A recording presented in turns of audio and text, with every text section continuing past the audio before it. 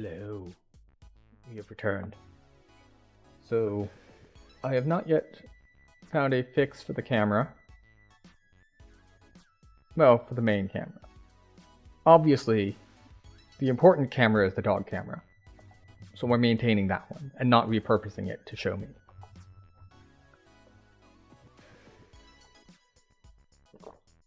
But yes, today we are faced with the age-old question of do we continue to do things at camp?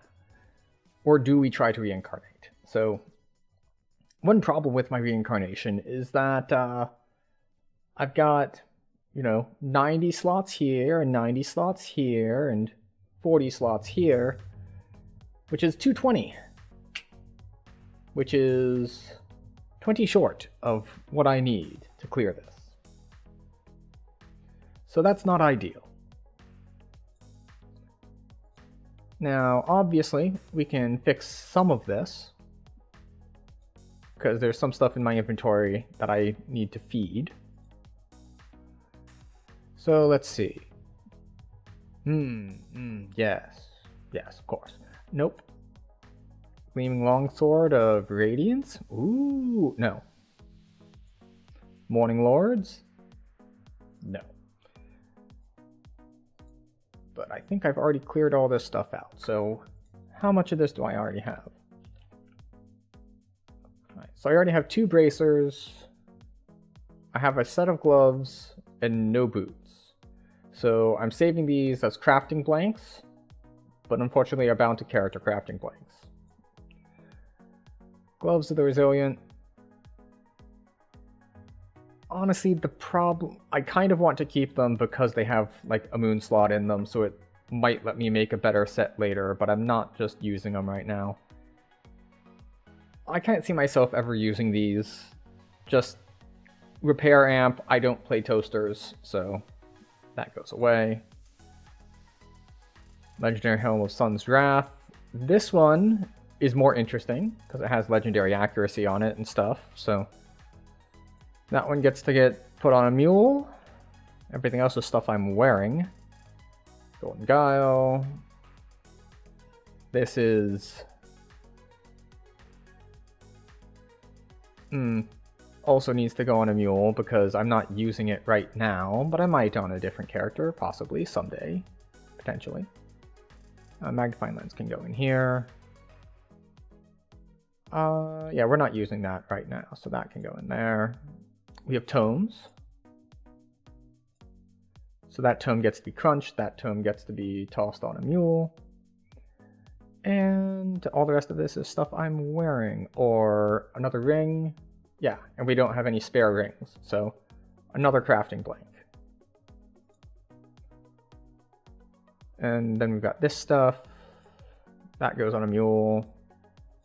Empty, empty, empty. I was about to say, it's like, why don't I have scrolls? It's like, oh, because I can hardcast. It's like, why don't I have raise or heal scrolls? It's like, oh, because I'm playing a divine caster. I can raise and heal all on my own. This is not a problem.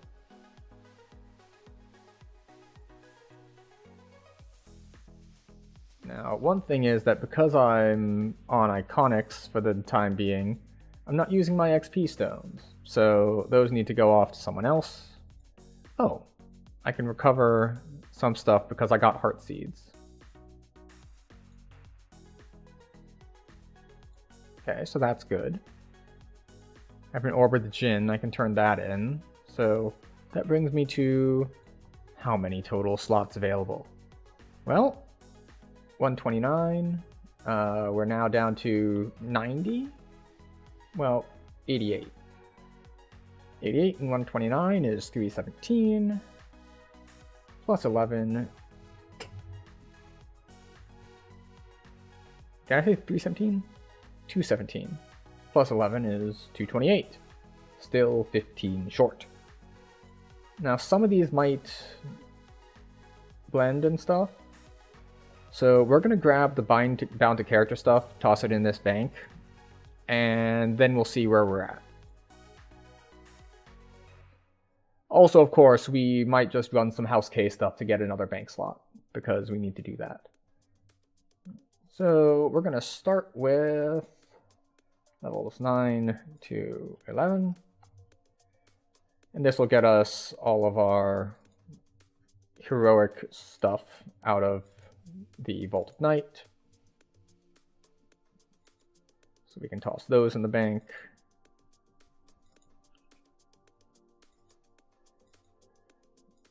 Which is unfortunate that we're carrying all of it, but you know, this is what happens when you have bound to character loot. It's bound to character, so you can't toss it onto mules. Now, should I have all of this? Probably not. I could probably think of ones to, you know, not use anymore.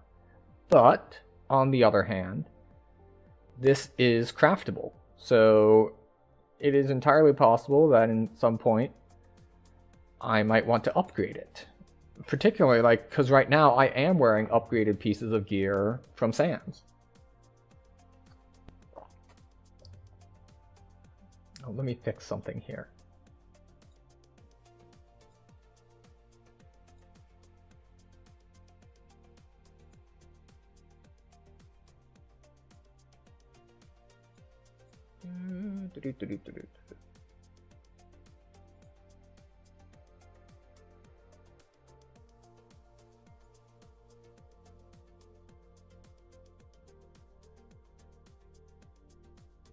Okay, no. Oh, never mind. That's the wrong slider. Here we go. There we go. We are now more focused on Lisa. She is no longer as blurry, so you may enjoy her in all of her glory. Right, now we're just going to go to level 23 to 28. This gets us a lot of the older quivers, not quivers, older raid pieces. So your Babas, your Baba, Strahd, and what's the Archon's one again? Defiler of the Just? Something like that? So yeah, so we're going to grab those pieces. Those also go in here. Actually, I think Dryad stuff is in here too at 28. I don't have a lot of Dryad pieces though.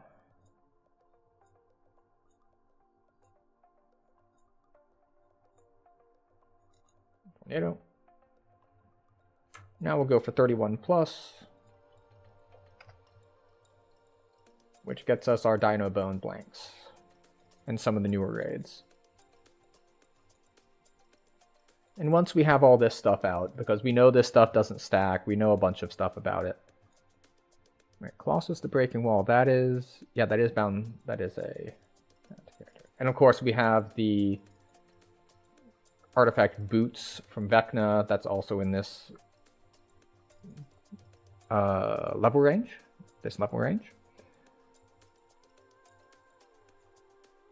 And these all also go in the bank.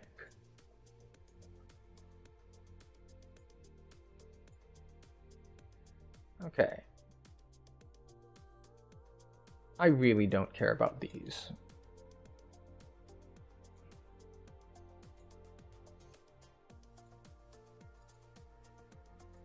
Ha! Got an extra slot already. Ah, and of course we have crafted stuff.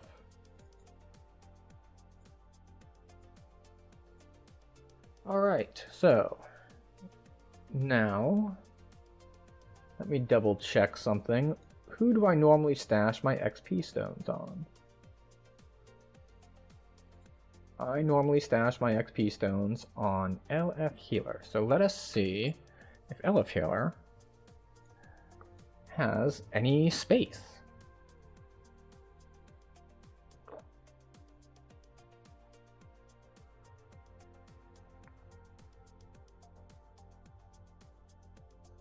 I will note that I still have not actually decided if I am going to TR just now or if I'm going to run quests at cap.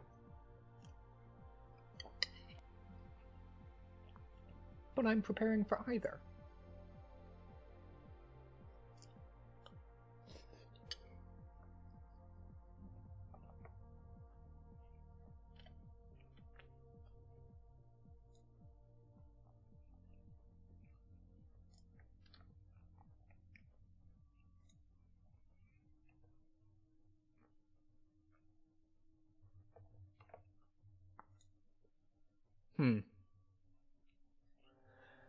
Well, it appears that the answer is no. I do not have space for a lot more XP stones. In fact, I have 2 inventory slots.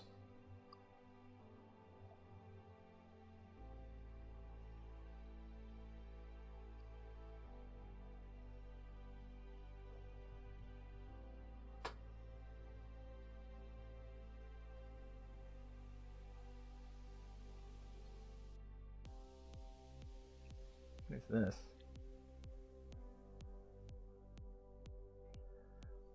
So some of this stuff I could clearly just get rid of.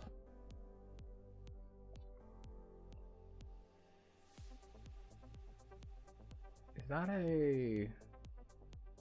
I could have sworn I had a Wildwood outfit. I guess I don't. I was going to say a Wildwood outfit with some sort of mythic bonus on it, but I don't see it here. So it's possible I have one just on a different character.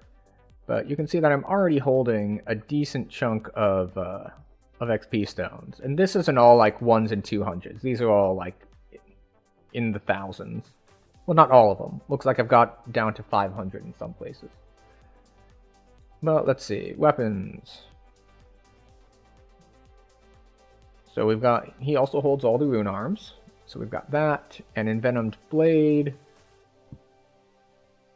That can go away, probably. Because those are a super common drop. Wait, is that the one I'm thinking of? It is, yeah. It's not worth feeding.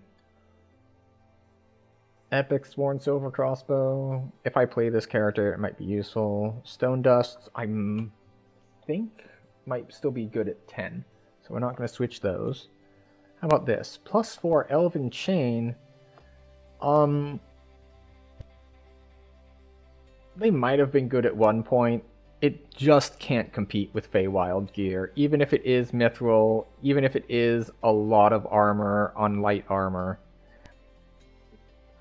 Just not gonna keep it. And let's see. Bubble Belt. Charges of water breathing. Sure, we'll keep it just in case. Expeditious Boots. You already have Anger's Step. We don't need to be holding on to these.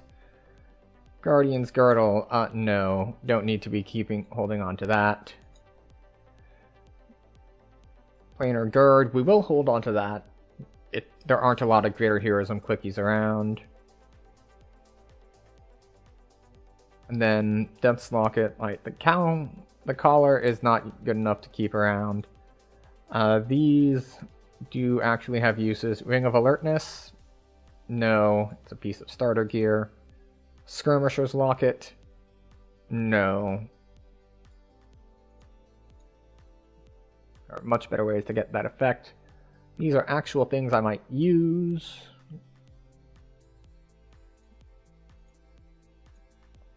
Alright.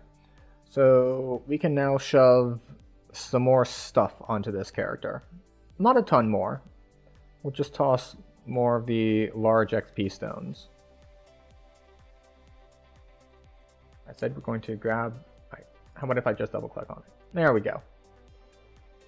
7.5, 5, 3, 10, 7.5, 4. Okay. Now, and I'm pretty sure this character has already done what I need to do for Favor. So, yeah. House K, we have both slots. And the Coin Lords, we have both slots. So, unless, like, Bank Space goes on sale, in which case, maybe I could. Actually, is Bank Space on sale? Let's see what's on sale.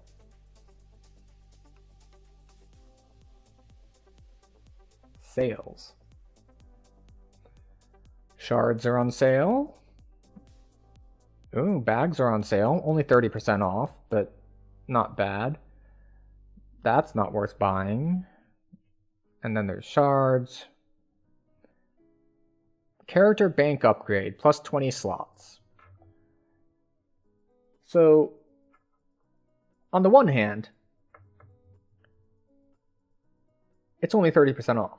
On the other hand, I so rarely use my points that I think it's worth it. It is worth it because it saves me time and energy. So we're just going to do this.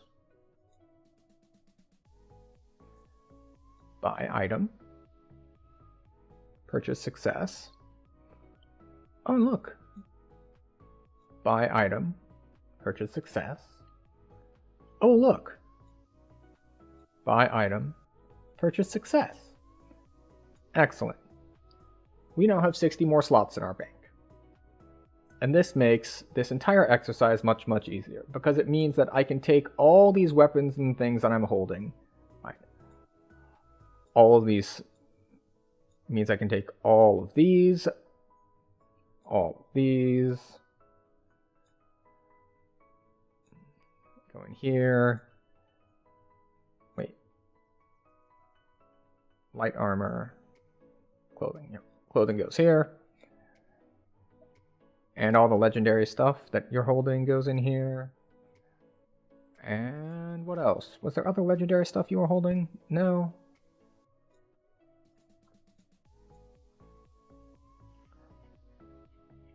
Well, guess what? We now still have a ton of space in your bank, so your bank gets to have all of the XP gems as well.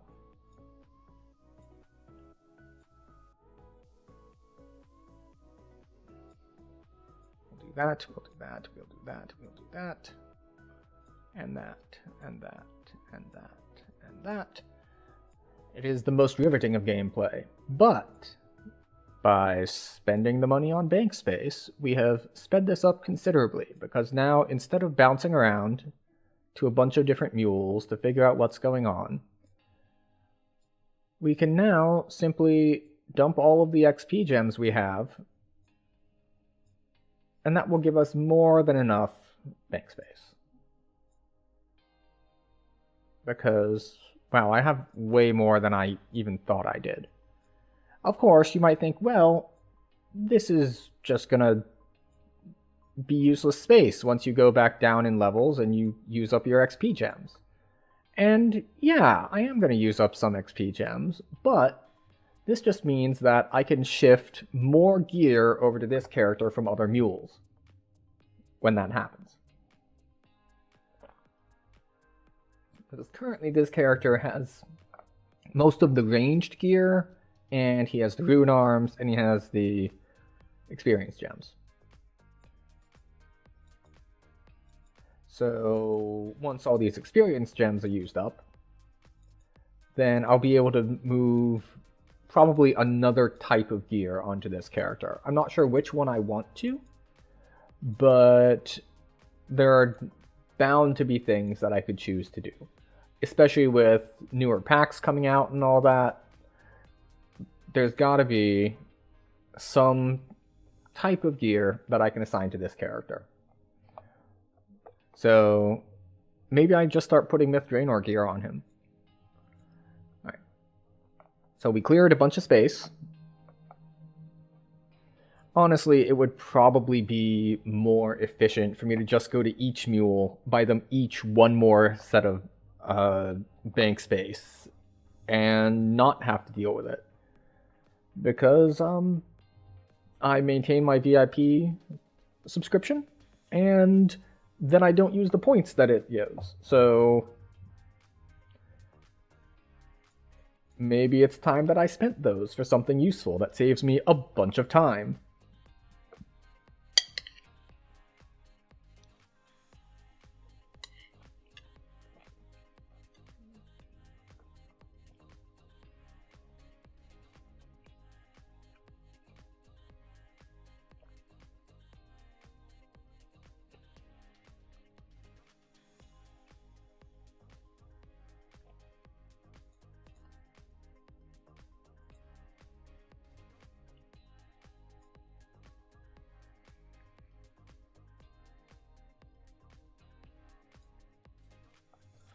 Alright, now let us do our math again.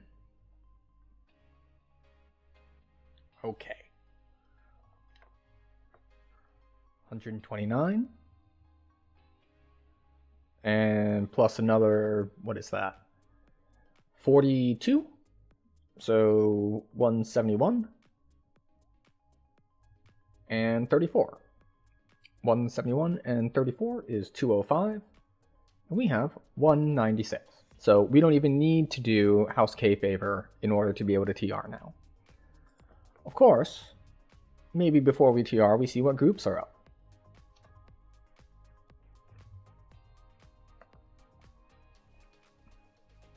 Do I want to hit an R10 Feywild group?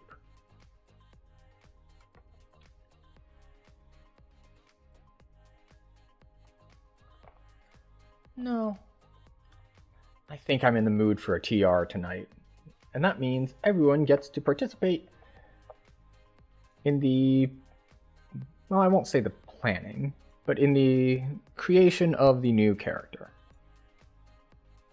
which is always nice. So we are looking to do another iconic. The question is, what build do we want to do?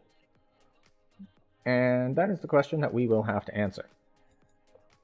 So right now, for iconics, I had to actually plan this out last time I TR'd because I've gotten to the point that some classes I have 3 lives of, or I will have 3 lives of if I make pure iconics. So like maybe I don't have 3 ranger lives, but I have 2 and I still have an Asmar Scourge left to do. So that sort of situation. So I know that... Alright, so let me see my thing here. So let's see. So like, okay, so Blade Forge is default Paladin. And default Paladin, and I don't have any Blade Forge lives, but I do have a Paladin life. So I have 2 Paladin lives to play with, but they're both kind of earmarked for Blade Forged. Let's see.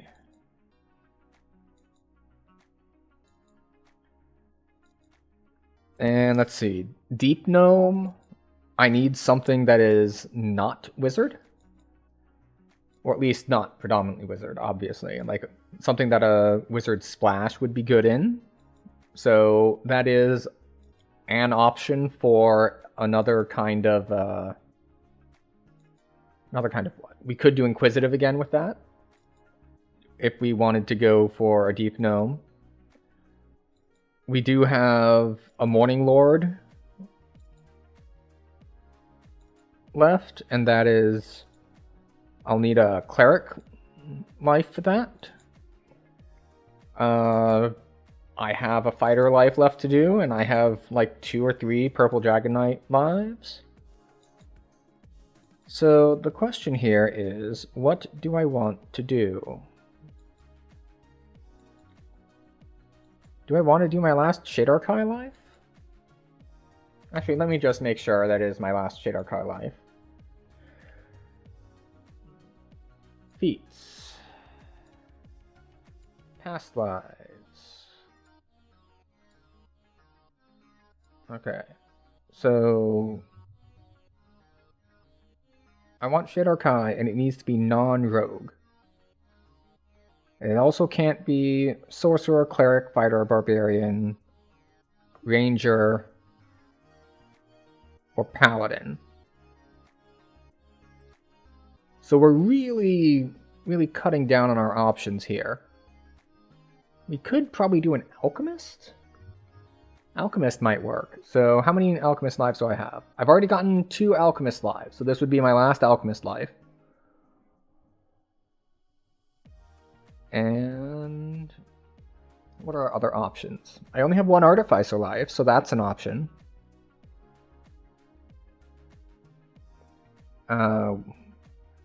Like, we've already got 3 Bard, we have 2 Cleric. I mean, we could do Druid, but Druid doesn't really play well with a lot of things. So Like, Druid casters want to be pure, and Druid doesn't multi-class that well. Actually, no, I take that back. Druid does do some multi-class things if you want to be like barbarians and stuff like that. So there's a opportunity for that if I want to do like one of my shifter lives. Because shifter lives all start as barbarian, and then I'll be able to do like 5 barbarian and the rest druid or something like that. So druid works well there. Favored soul really mostly wants to be pure. Fighter, yeah, I've only got 1 fighter left, and that's earmarked for Purple Dragon Knight. Monk, I don't, is Trailblazer's default class is Monk, so that's earmarked for Trailblazer. As I said earlier, Paladin is earmarked for Blade Forge, so we can't do that. Ranger, I think I've got 3. Yeah.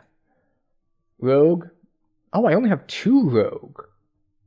Oh, I could pure Rogue it. Interesting.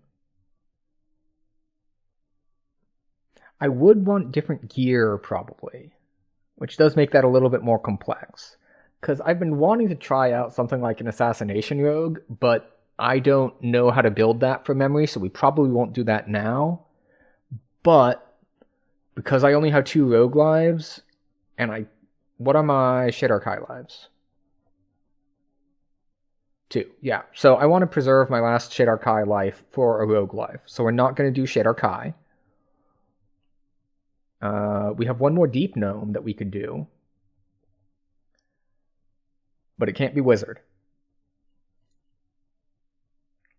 It could be Wizard Alchemist, which is kind of dumb.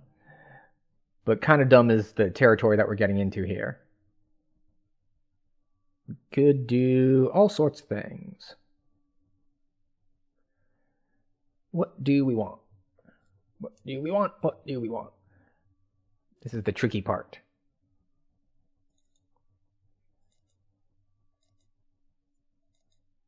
Let's see. I'm trying to think if I would even want to do a... because I'm also thinking, like, if I wanted to, for ease of use, just kind of stay as Inquisitive so I don't need to move a bunch of gear around. But that has some obvious downsides, which is I can't really make an optimal build that way. But then again, they don't all need to be optimal.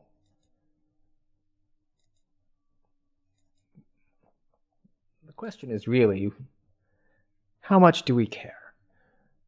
And, well, at a certain point, as long as it's int-based, I should be fine. And it's not that big a deal to move a little bit of gear around. Like, finding a good set of end game gear to put together is one thing, but leveling gear is pretty easy. I've got enough stuff that I can cobble something together without too much difficulty. So, let's see.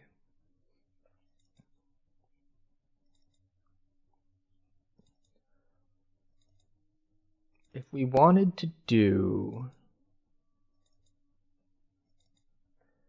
Alright, let's start with what life we want. And we can't do Paladin or Fighter or Monk. So what is our primary?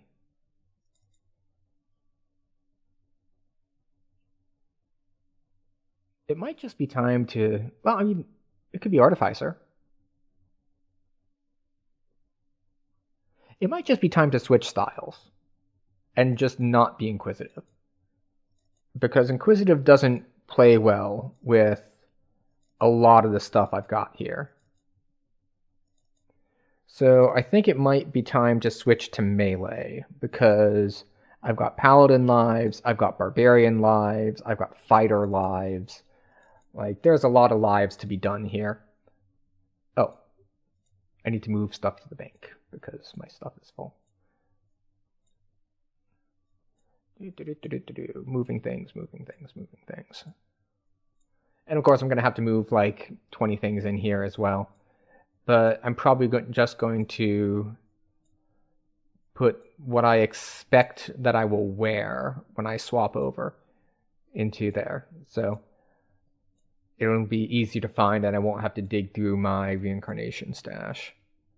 Now, one nice thing about the about doing iconic resurrections instead of like epic plus racial or whatnot is that you don't have to deal with the whole double reincarnation thing and like all of your gear having to be unequipped and so on and so forth. You just do it once and it works. It's very convenient.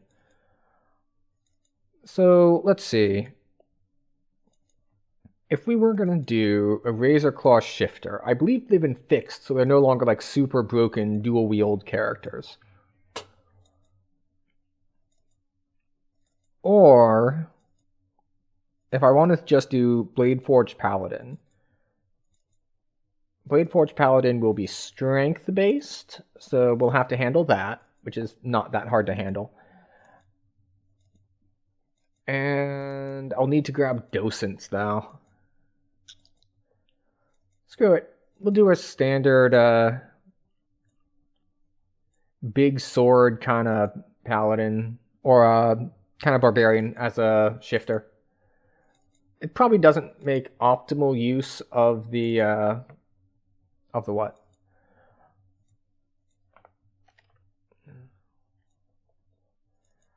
Of the racial, but we will see that in a moment.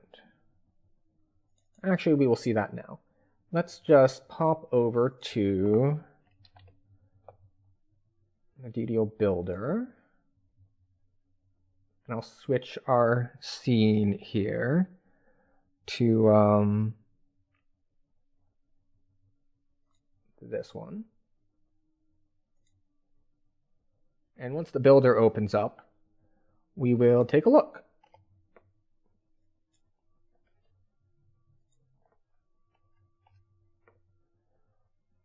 Okay, so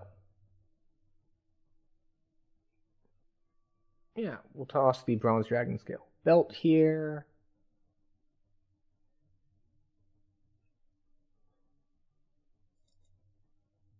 And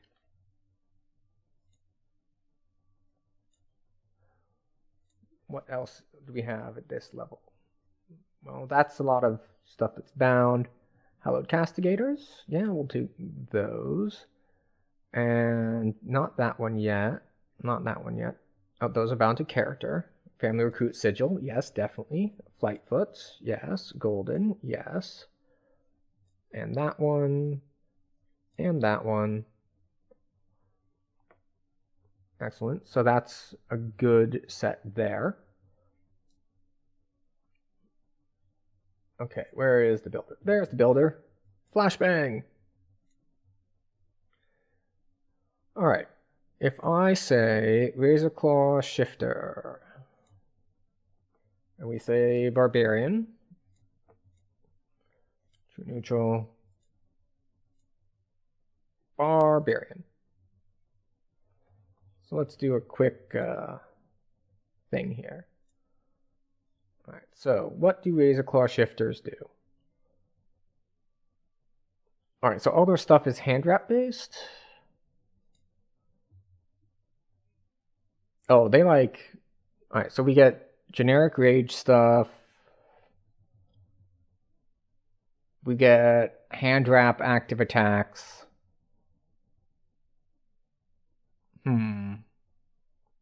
That's not useful.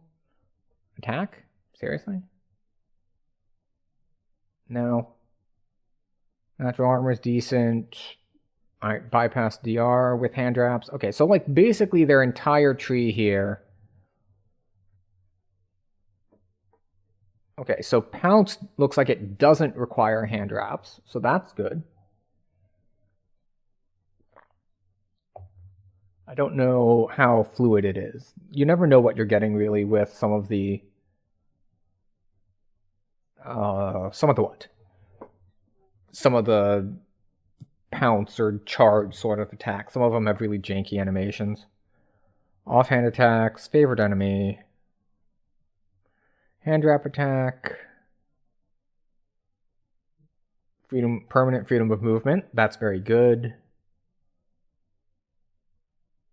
Primal bonus to crit multi. Okay, so doing a Razor Claw Shifter without hand wraps is kind of a waste, which is unfortunate.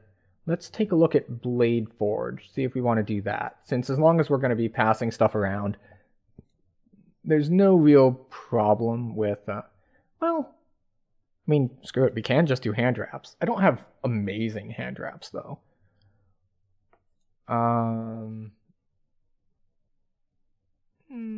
Let's see.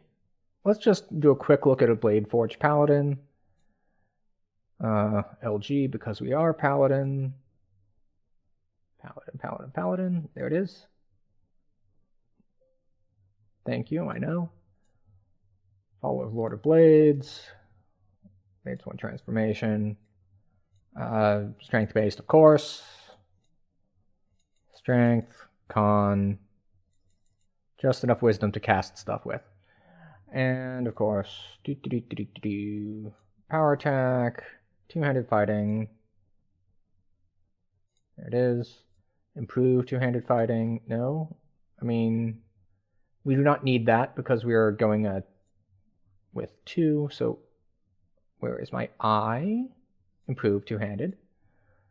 Not greater yet, but improve critical slashing. And then we have greater two-handed fighting. And then we have basically 2 bonus ones. We can do Child of Faith. We can do maybe some meta magics for our buff spells. You know, whatever else it is that we need. Swords to Plowshares isn't really for us. So, you know, we've got some floating ones that we could do. And then we come here. It's like, okay, Blade Forged. Just base defensive stuff. Like fortification, health, saving throws, healing amp, lots of healing amp, more threat, more power attack, hit points, let's see, more damage reduction, adamantine body, that is light armor? Or is adamantine... No, mithril body is light armor. Adamantine is heavy armor. And then we get reconstruct SLA. Maybe a quicken for that. Quicken so we can apply that. That would be good. And racial seeker. And an extra half W. Yeah, so there's a decent amount of good stuff here. Like that's a good action boost. Okay, so there's a lot of good stuff to be had there. And then we probably get, I don't know, we'll get quicken and extend. We probably don't need extend, but you know. Quicken. There we go. So, all right. We'll try a bog standard Blade Forge Paladin, and we'll see how it works. I predict it will work relatively well. Wait, what happened to our music?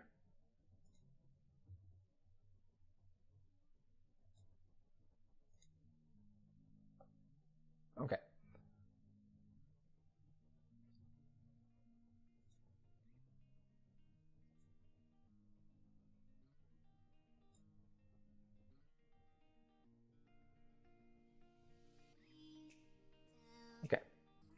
There we go.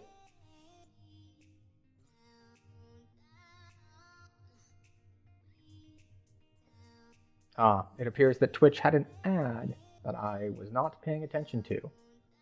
We will do a better job of that in the future. So we still have 23 here, 1 slot, 7 slots, so we need to find more stuff to toss in here.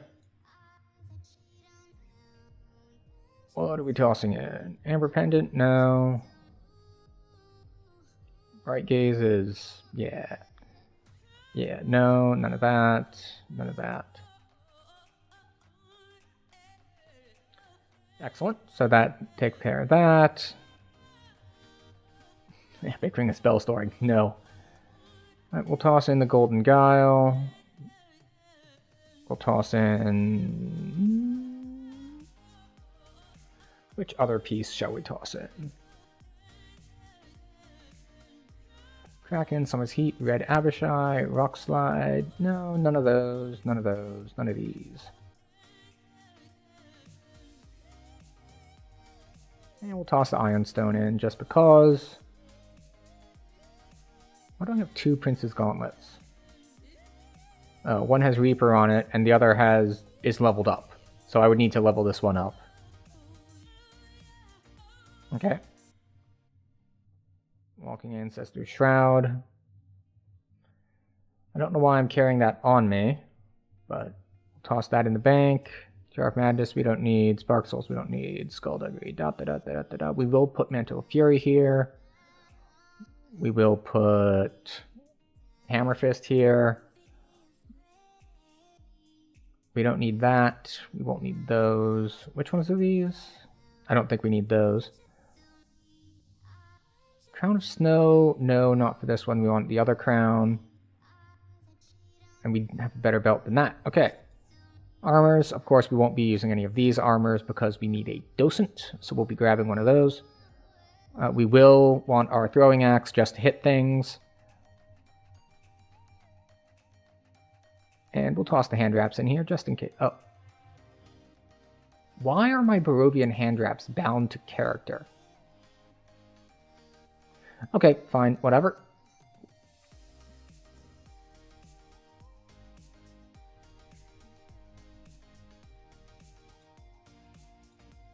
Where is our stuff? Okay, we do want the blue raptor feather here. Actually, you know what I need to do? 7 to 10. Excuse me, 10. Thank you, thank you. Yes, yes, we are going with the TR option. So we're going to move which pieces over? That one goes over, definitely. Maybe Ring of Silver Concord.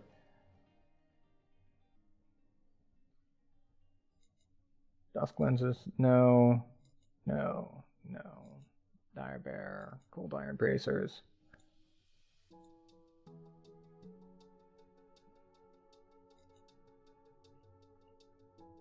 Alright, we're just going to move some random stuff over here now. Just to make space. Or actually, do I have more... Oh. I have a bunch of remnants. To crafting storage with you.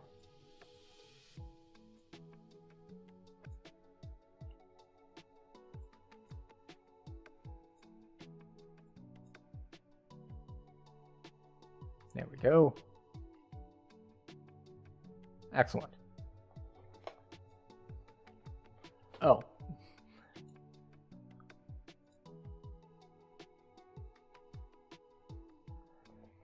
Yeah, so I haven't done any Blade Forge lives, so I'm just going to be making a standard Paladin. I was going to do a big weapon Barbarian, but then I looked at the Razor Claw Shifter racial tree, and it's got almost nothing useful unless you're using hand wraps. And I didn't really feel like doing hand wraps at the moment. So yeah, we're just going to do a pretty boring Blade Forge Paladin. No triple classing or anything really complex this time.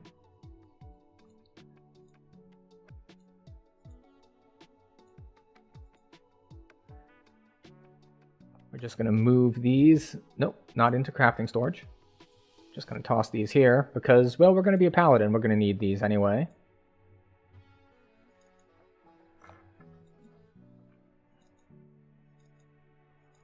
And we're just going to finish clearing out the bank.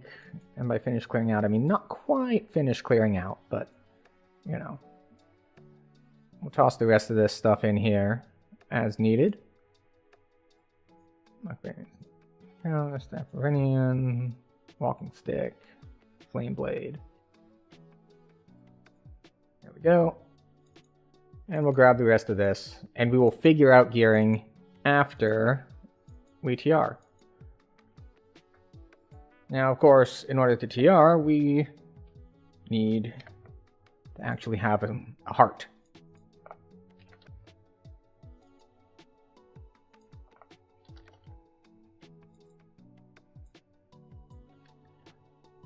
Heart seeds. Iconic. Thank you. Gather. And off we go. Oh, I did actually play some League earlier. It did not go well. Lost most of the games.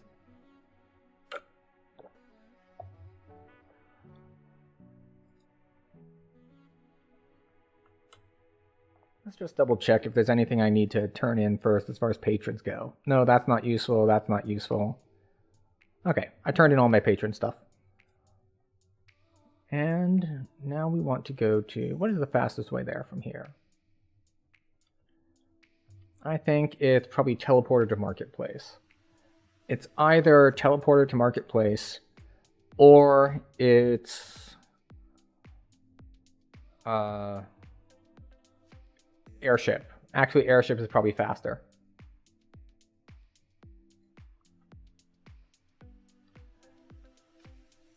Oh, interesting. Sacred Fist and Dragon Lord. So you drop the Barbarian. Interesting. I guess it makes sense to drop the Barbarian if you're going Sacred Fist and Dragon Lord, because if you're going Dragon Lord, well, strength based or charisma based, because Sacred Fist gets charisma to hit and stuff, and Dragon Lord gets the trance for charisma. Or you could do strength, because Dragon Lord gets strength trance. We want... Iconic. Iconic True Heart of Wood. Gain a Dark Apostate level, and a Scourge.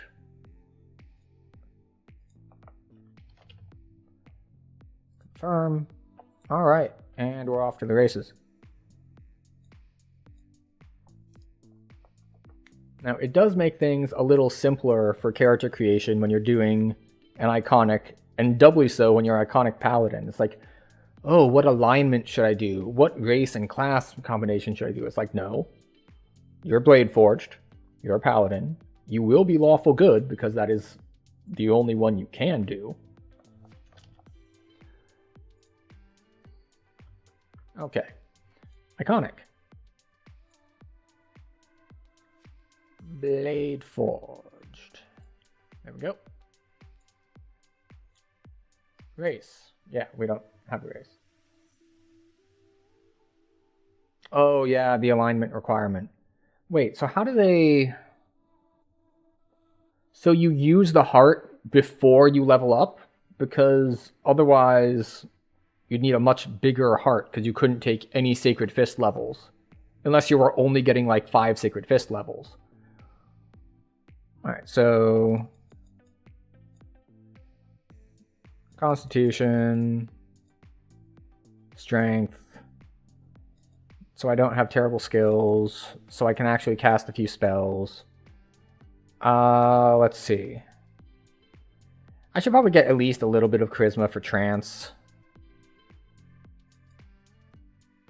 And... what do I want? Another reflex save, one more skill, or... just a touch more wisdom. I really don't need the wisdom, though. So it's another skill or another reflex save. We'll go with skill. Okay, what do we want? Well, we want a tumble, a use magic device. We don't care about perform.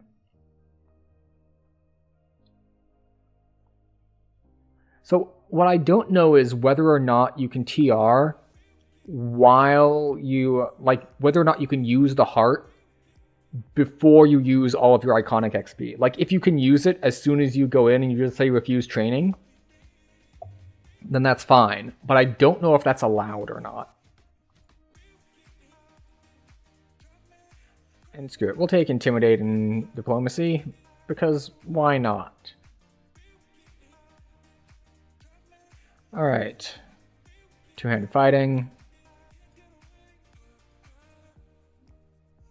And, of course, Follower of the Lord of Blades.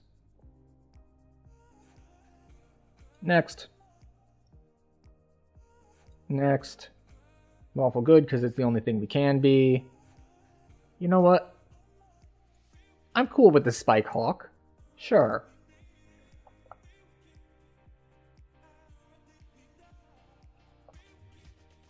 Now let's see if it all worked properly.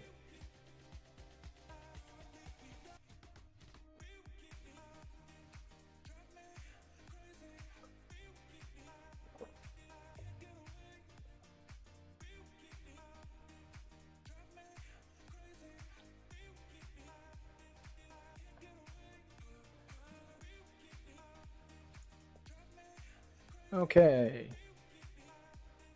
UI, layout, load, high-res, 10 bar. Thank you. All right. Feats, past lives, epic past lives, ancient power, 6 to attack and damage.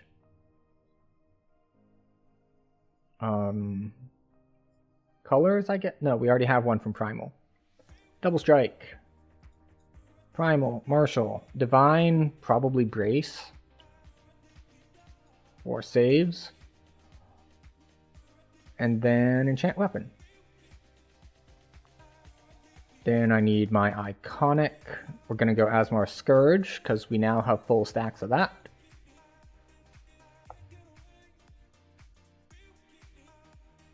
Ah, so you have tried it before. Yeah, then you would need a bigger heart or an epic reincarnation. Wait, does epic let you re-choose everything? I thought it was like a lesser reincarnation. I didn't think it let you do all your levels again. Like, by changing them.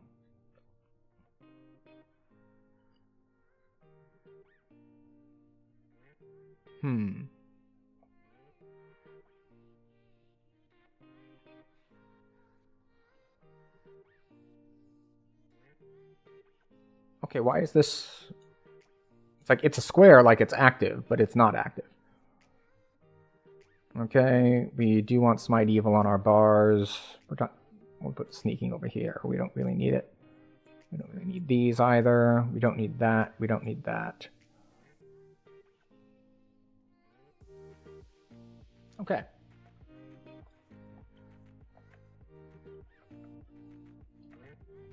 How are our things? Yay, our tome supplied.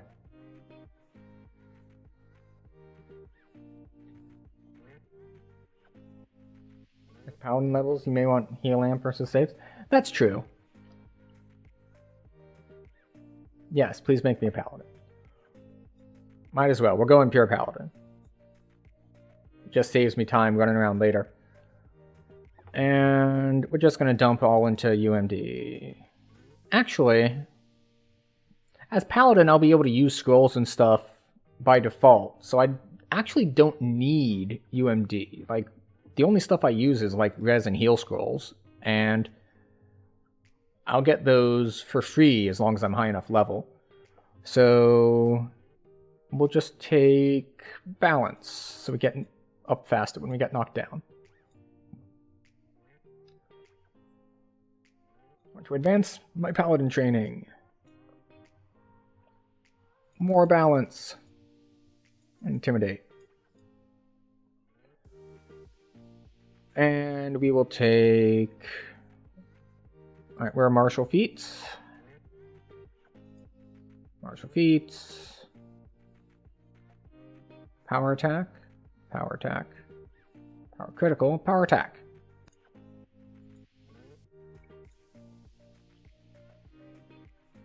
Advanced paladin training. More strength.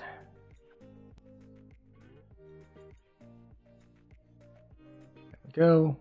And we get spells. Paladin training. Next level is paladin, of course. And we'll take more balance.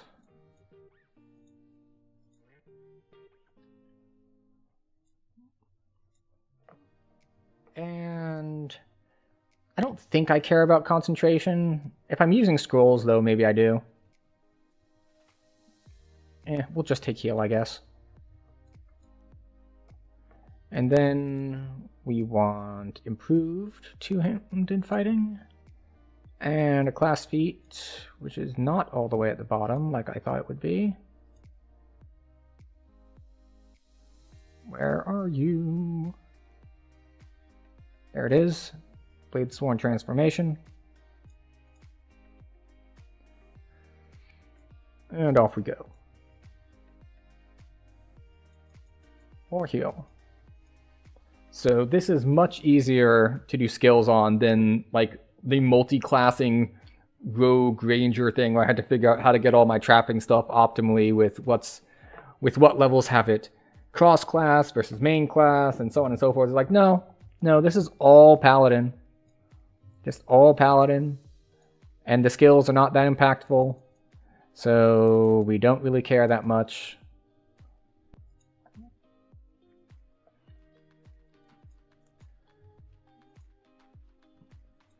Diplomacy, heal, intimidate. And let's see. We are getting martial feats. Martial feats. There we go. We're getting slashing.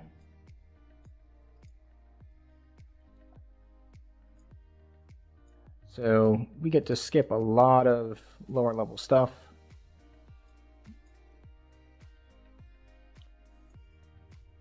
And we are going to have to bounce around to some alts to grab gear because like I don't have any docents on my main set of gear. But we will figure that out. More strength. More balance. This should be greater.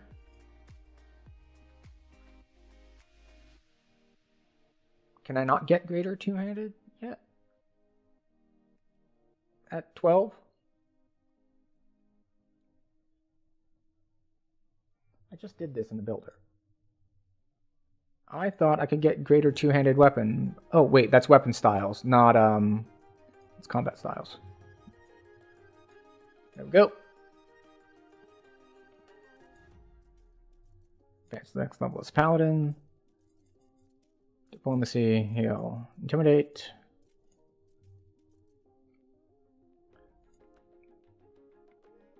Okay, so the next level is Paladin. Balance. Maybe I'll put points in jump. I mean, I will have strength, so I won't be too low on jump, but I do want to have, like, max jump. Because I hate not being able to jump.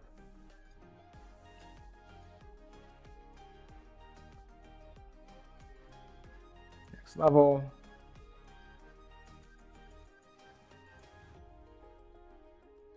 Okay, so this is level 15. So combat styles aren't useful. I could take like a toughness feat or something. I could take a, let's see, great swords are martial, I believe. So like 2 attack and damage. Yeah, I could take 2 attack and damage as my feat, which is actually pretty solid.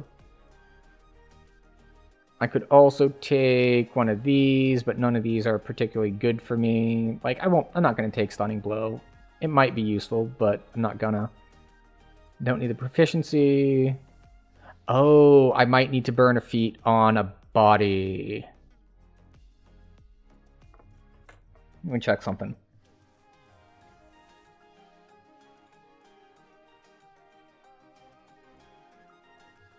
While wearing medium or heavy armor.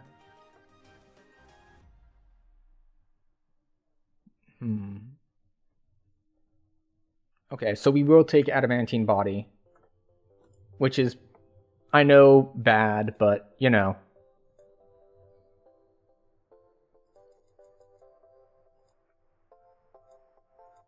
It's a good thing I checked and scrolled through the feats instead of just selecting one randomly.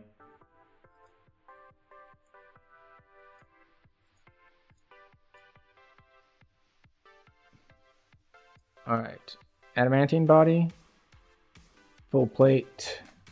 Unfortunately, the max dex bonus is awful.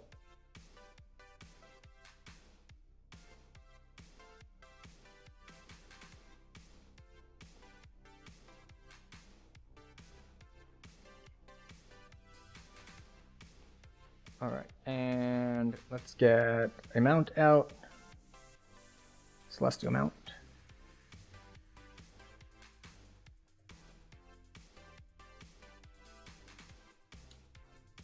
Okay. Now let's spend our points.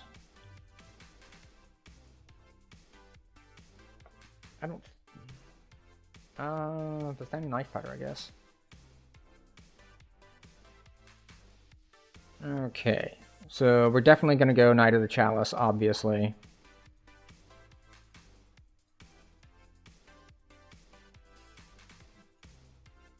The melee one, of course.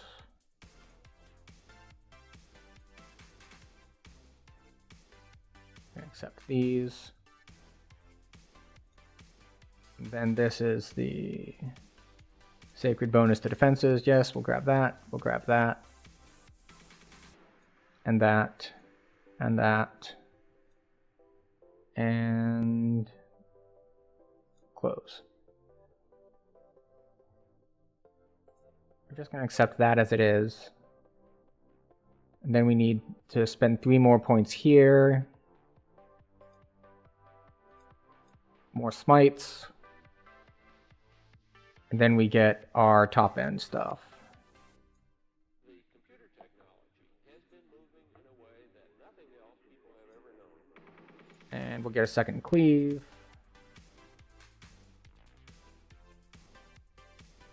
And hit points. Excellent. And we're going to come in here.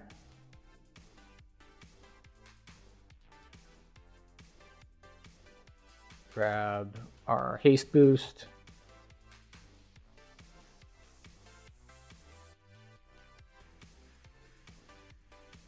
And another 5 double strike. Alright, so what am I actually getting here? We don't care about Arcane Spell Failure chance. 2 for 10 hit points is okay, not great. We're just going to get the... I think we'll get Healer's Friend. Even though Lay on Hands, I'm pretty sure converts to Repair automatically. Constitution. We'll do that. We'll do that.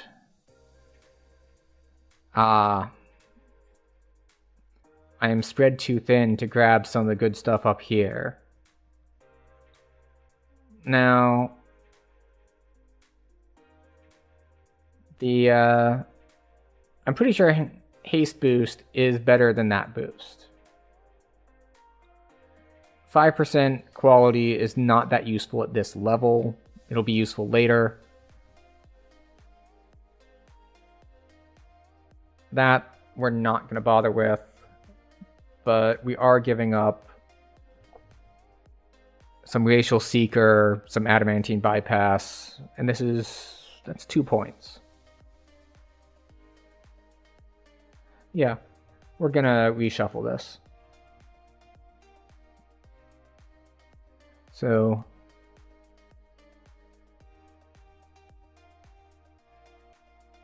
oh, it's okay. So we'll take that. So we'll do that. And now we have 2 points left. So that can go into health, that can go into this action boost for if we run out of haste boosts. We can start going in here for more defenses. Like, this tree is pretty much set until I want to hit it at 18. Like, obviously, we could get another melee attack here. Costs a little bit of health. You gain some hit points. Like, sure, it does 20% damage and a bit better crit multiplier. But wait, what goes up when I put more points into this? Because all I see is 20% damage, 20% damage, 20% damage. The cooldown stays the same, the crit multi stays the same. The activation cost stays the same. What? Why would I put extra points in this? Oh, there it is. The extra light damage goes up. Yay. Actually, that might be worth a 1-pointer. And that means that the last point goes to... What is this?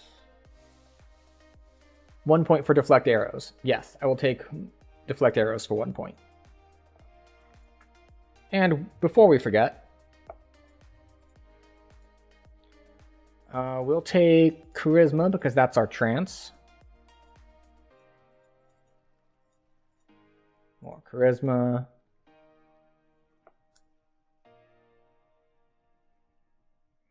That's all I'm going for in Vistani was haste boost. That's the primary reason that I'm there.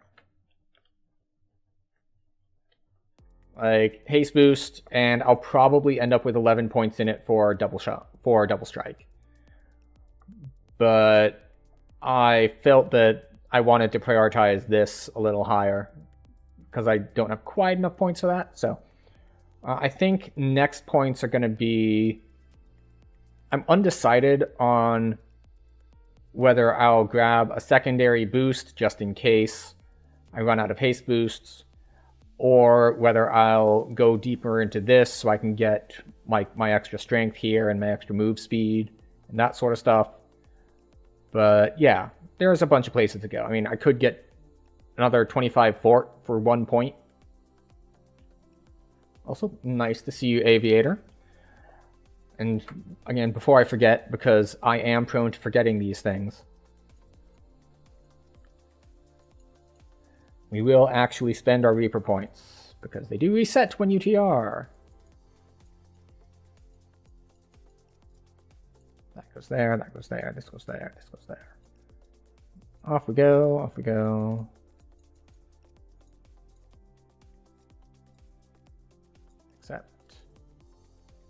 Accept. And melee power, things. There we go. So, at least at this point, we're not going to be capped on double strike or anything like that. So we don't need to worry about any of that sort of thing. That's really a late game concern, and I don't even know if I have the gear to get there.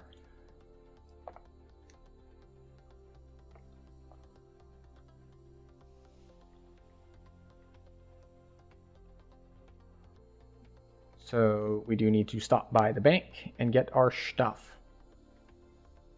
Wait, there's a bank right here, isn't there? There is.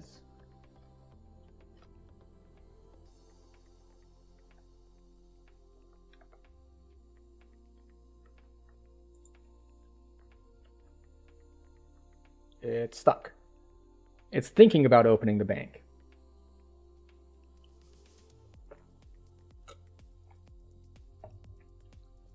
All right, so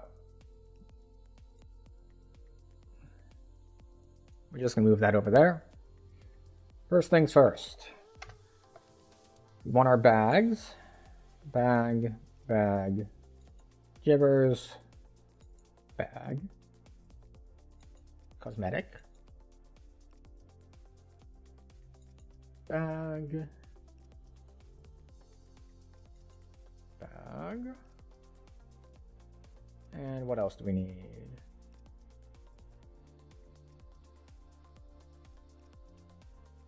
What is this? Might as well grab that.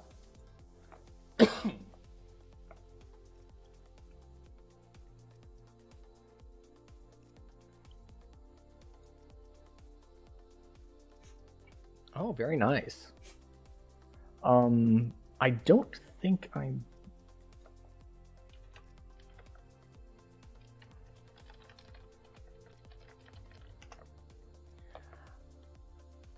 Okay, and what else do we have? Ah, yes. Another augment bag. Key to the city. Harper pen. Right, so, we want to have these where I can click them. We also want to grab our quiver. We want to grab this because it has our XP augment in it. And where is my... There it is. And my Featherfall swap. Excellent. Now we can look at 8 to 15. But we can also come over here. So, all right, we'll grab our components. We'll grab that. Oh, I can't wear it. Okay, all right, my bad. Blue Raptor Feather it is. I forgot, because I've like never played good, that this is tainted with evil. It might be worth wearing anyway, but you know, it's fine. Hammer Fist. And then we do want Golden Greaves. But we also want Flightfoots, just in case we need the Feather Falling. So we want that. We definitely want that. Cloak of the City's Champion gives parrying and extra smites, so we like that. Golden Guile is a swap. Bronze Dragon Scale Belt. Basic defensive option. And okay, we're gonna not have the Mantle of Fury for right now. We will grab this. This is a lever hitting ranged weapon. We want that. All right, so slots, weapon.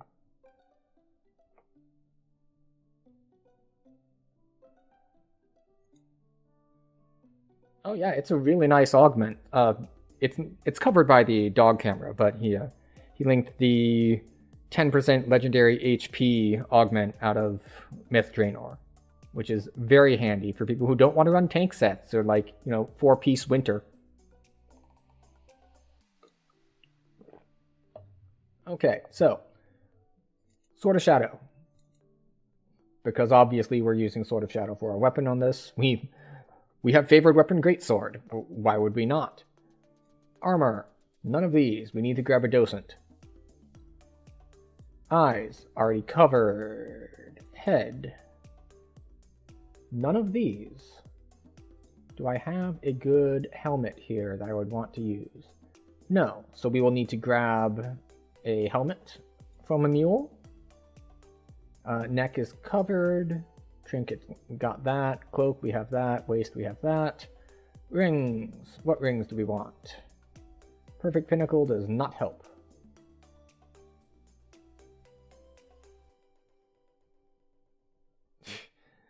That is inconvenient that you're not pulling items. Okay, so we don't want the Seal of Earth. That doesn't help us. That's a Charisma one. That's a Charisma one.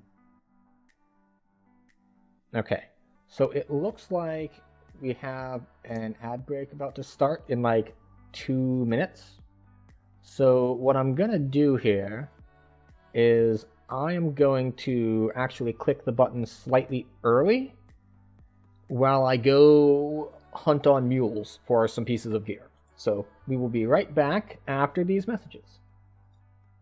And of course, if you're on YouTube... Oh, wait, no.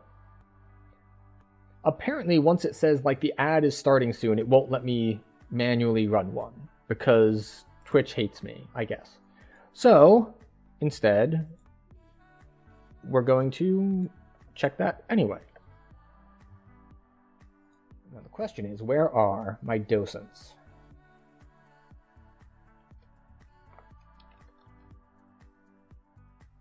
Filter.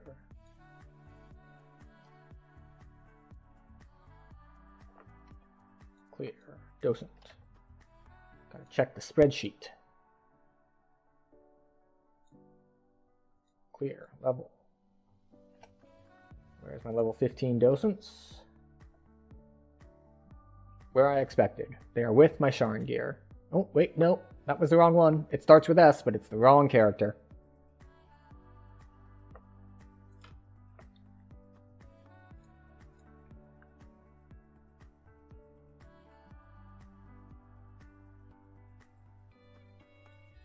Fortunately, I know where the rings are.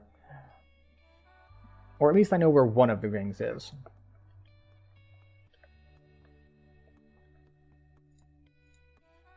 There we go. Logging out.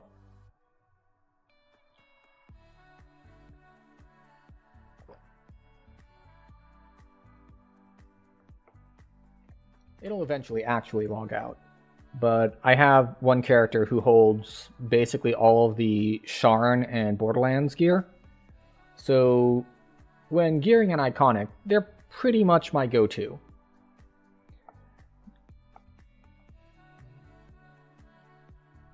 So what I'm going to be looking for is one of the Sharn rings that has strength on it, and then another ring of, you know, some sort of usefulness.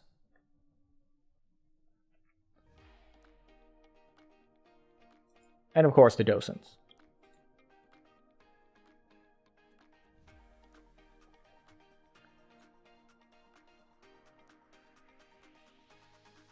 Glass Heart. No, that's the Feywild Dreamer set. Ironheart is... that's Guardian of the Gates. Umbral Soul. Part of the family. That's what we wanted. Rings. Slot. Rings. The other thing I need is a helm, of course. So, Shattered Onyx, that's nearly finished. Blind Devotion, Subtle Divinity, Brutal Force. Might as well toss this over here for later. Celestial Ruby with Strength. Celestial Ruby with Dex, but we don't care.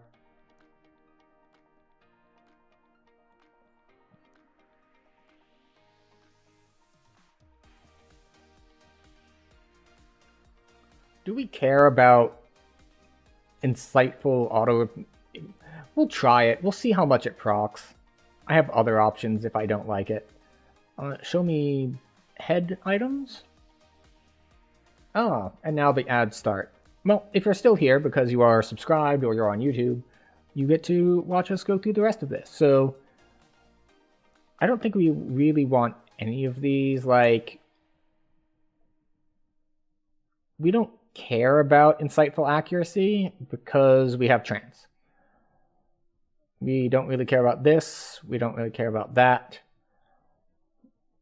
We don't really care about that. And let's see here on various helms we could do. Arc Steel, not really useful to us. Let's see, Belt of Blind Devotion, that's Wisdom. Yes, we don't care. Hallowed Gauntlets, we also don't care. Resonant Claw, Silver Sigil. We could get this, which is not really useful. Constitution, Vitality, Fortitude. This has Fortitude, right? Yeah, so we don't need it. Alright, so it looks like we're going to be going to look for our sun hat.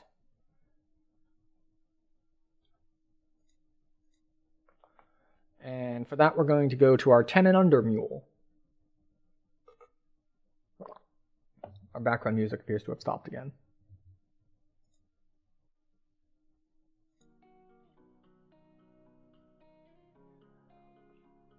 And so we're going to look for the crown of, what is it, butterflies?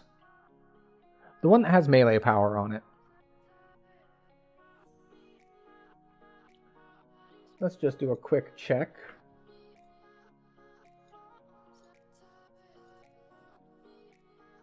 Clear.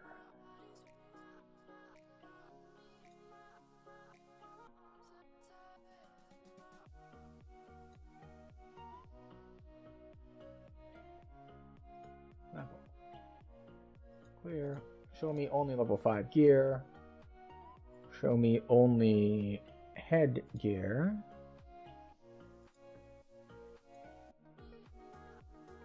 Yes, it should be on this character. So 10 and under.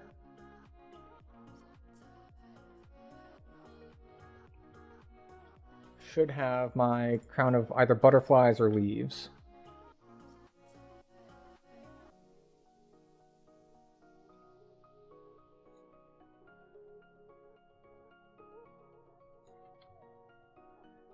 Crocodile teeth.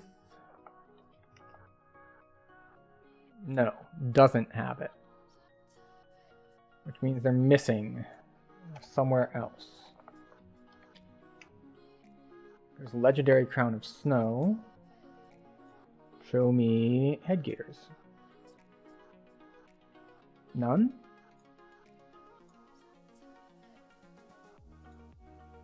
How about over here?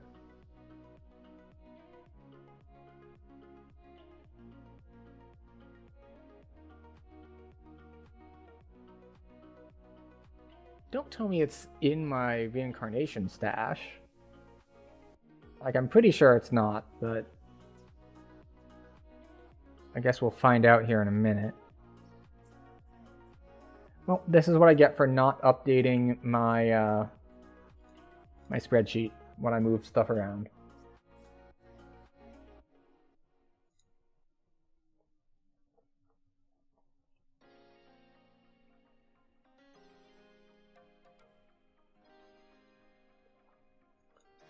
Well, let's go back here and double check our reincarnation stash for headgear. I'm pretty sure we already did. But the question is, where else would I have put my crown of leaves? And I mean, worst comes to worst, we just put on a non-optimal piece of headgear. It's not the end of the world. Like, there's Crown of Snow. Oh, yeah. So we can either have Profane, Well-Rounded, Accuracy, and Deadly, or we can have this, which is give me Heal Amp and 10 melee power. Okay. We're going to grab this, and that. We're going to put that on, and that on, and that on. And there we go. Now we've got part of the family.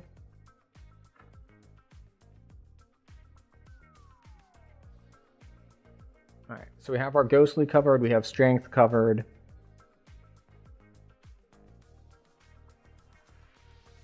We have our basic Strength, we have our basic Constitution.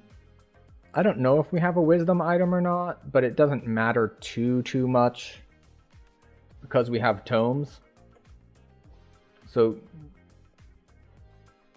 yeah, we have no Wisdom item, but between tomes and feats and enhancements and stuff, we have 20 Wisdom, which is more than we need. But speaking of Wisdom and spellcasting,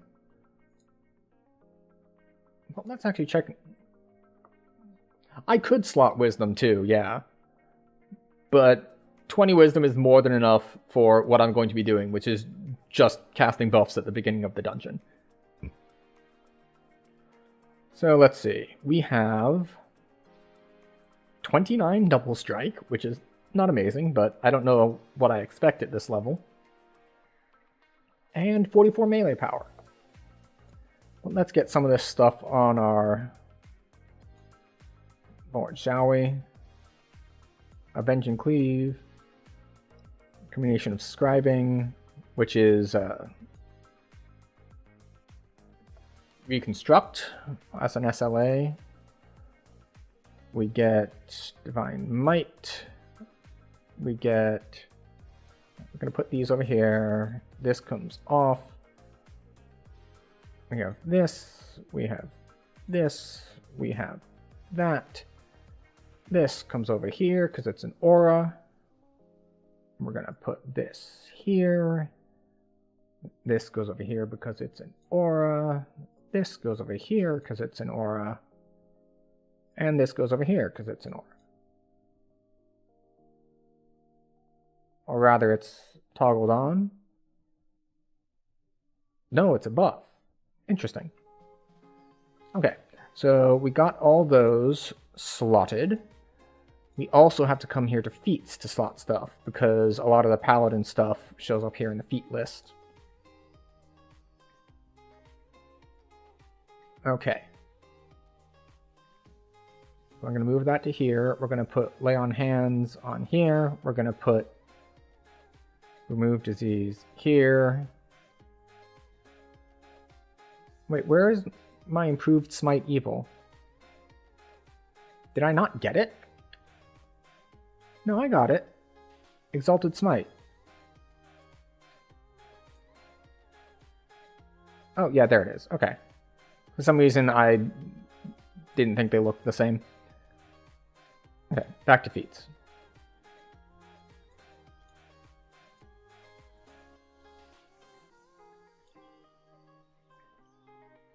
Now, remove disease isn't that useful on its own, but for being a Knight of the Chalice, it is also a where is it? It's this one? Yeah, Greater Restoration. But we need to go prepare spells.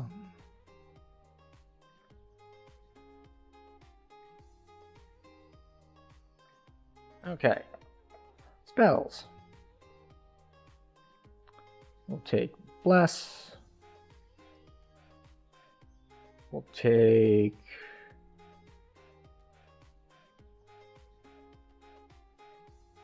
I don't need this because I have the Cure Disease one. Divine Favor is the same kind as Prayer, I believe. Like, that's a luck bonus. This is morale bonus. But I don't think... Oh, yeah, I get Prayer. I get Prayer. Let's say for now, Prayer and Magic Circle against Evil are good. And then we'll get Righteous Command, because that's melee power, which we want. And Angel Skin, that's... yeah, racial bonus. Wait a second.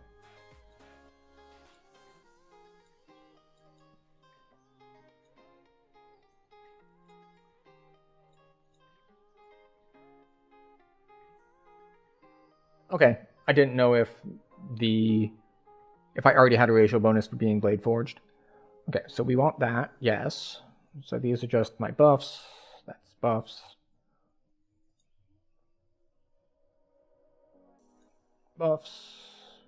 Shorter term buffs that I'll need to recast more often. Buffs.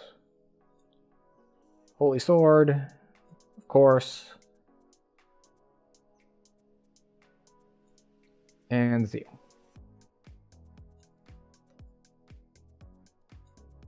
Sword, and Zeal. And what else do we have here? I'm already immune to fear, and I'm not going to be individually casting that on people. Divine Favor doesn't stack with Prayer, right? Yeah, they're both luck bonuses, so it doesn't stack, so we don't care.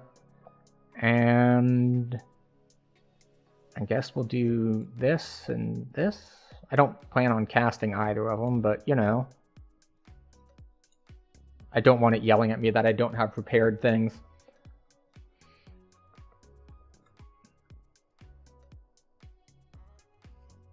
Okay.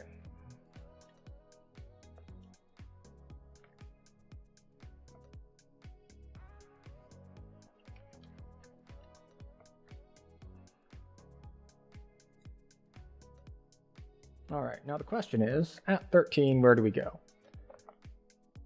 And I think the answer here is going to be that I'm going to start out easy by doing stuff under my level. Which is to say, I'm going to go hit level 12s in Lord's March Plaza, because there's a bunch of them. Or actually, we'll check for groups. Sharn Part 1. Or Giant Hold. Let's see, they're in Feast or Famine? Oh, so they're at the very beginning. Sure, we'll hit Giant Hold.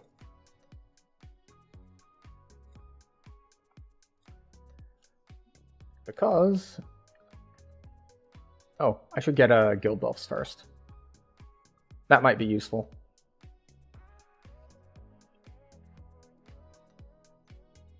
So, because we are just barely level 15, and I like to be holding at least a few ranks before leveling, we have a long way to go before we next hit a level. Alright, you send me to Giant Hold.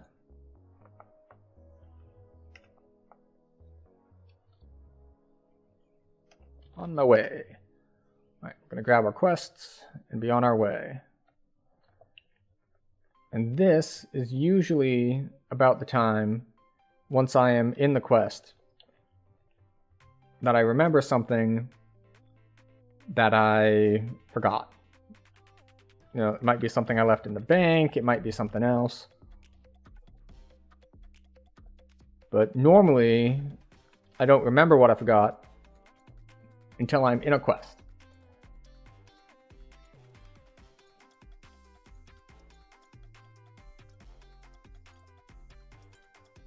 Just in case I have to do Crucible Swim.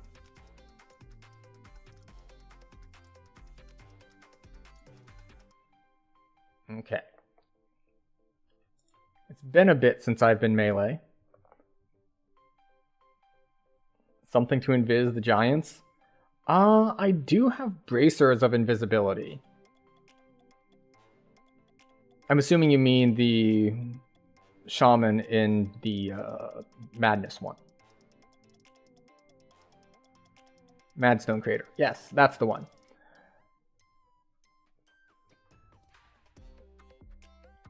You know, Madstone, the first one is super easy. You just sit there and you kill stuff as it spawns. The second one is a pain as melee.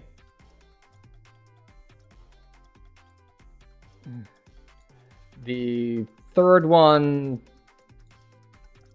oh. I did not get the right kinds of reagents. I forgot that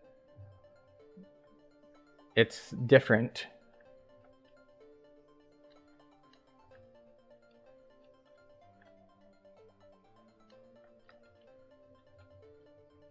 Okay, how am I on defensive stats? About 160 and 75? I think that's pretty good, isn't it? 160 PRR, 75 MRR?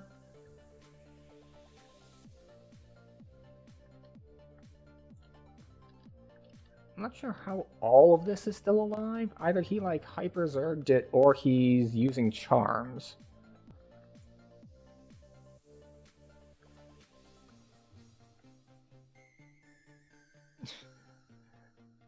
Yeah, I would say that it is unusually high.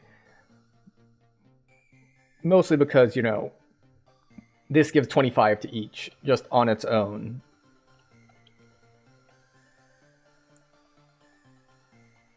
Hey everybody! I have True Seeing. Because coming in here without True Seeing is awful.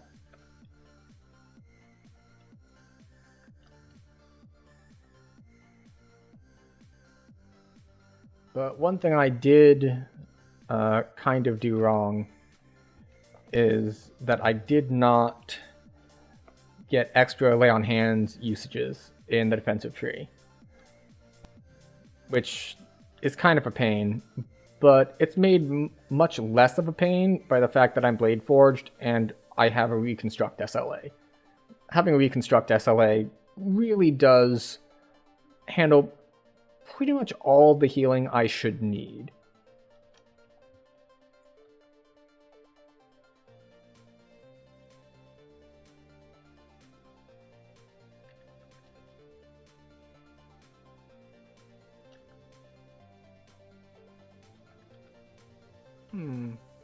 Just casual 1600 crit.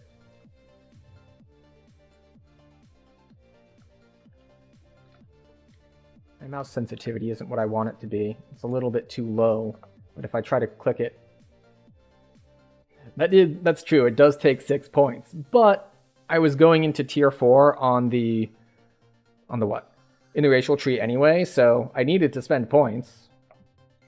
Although on the other hand, that could have been 30 health, which, you know, I'm really low on health here at 900 something, at just over 900 outside of Reaper.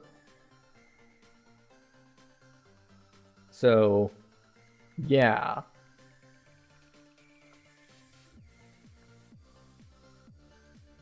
Oh, interesting. It's a burst lock, not a blast lock. Wait, where am I getting 20 double strike from that tree? Did I, like, miss something?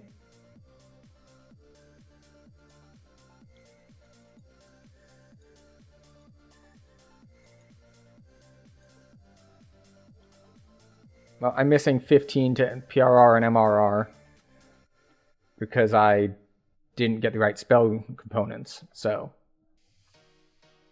Ooh, he cast jump on me. That's very nice.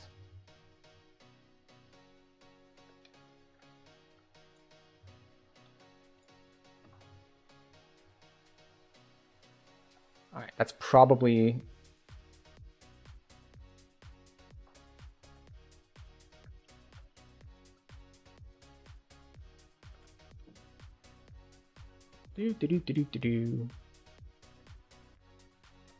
Get smited. So he wasn't charming. I guess that's just stuff he left half alive and it just never came back for him. And it's handy that he gave me that smite. Or not that smite, that jump buff. Hello, Famine Reaper. Goodbye, Famine Reaper. Oh, good. So yeah, he can go that way, I can go this way. Oh.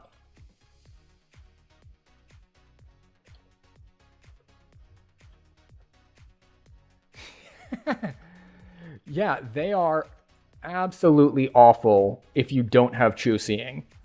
If you have True Seeing, it's not bad.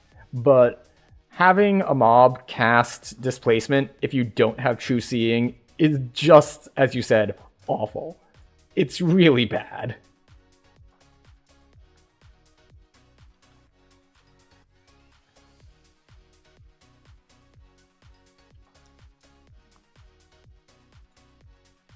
Ah.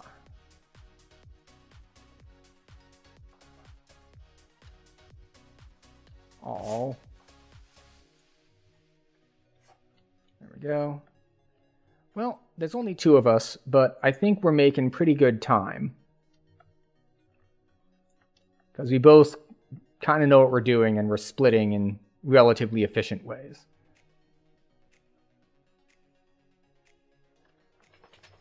I'm pretty sure we have to kill all this stuff in order for it to open the door, don't? Oh no. You only need certain ones? Neat. And I'm tentacled. I was getting hit by my own tentacles on a Warlock life not too long ago.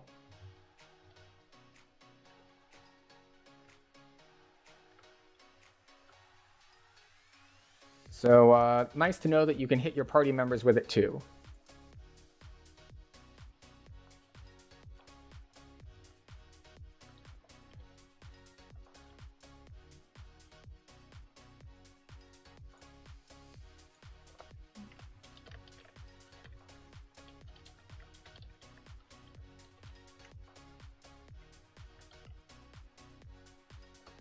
Yeah, so it's interesting.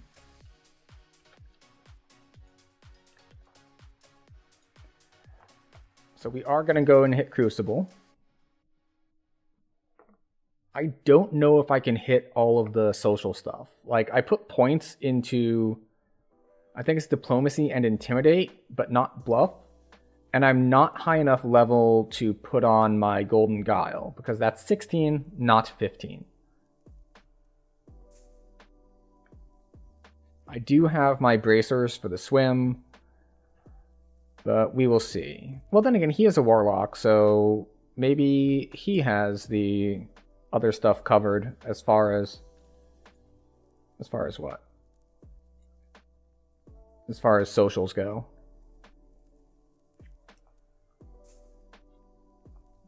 Go now on R1, yes? Yes. Excellent.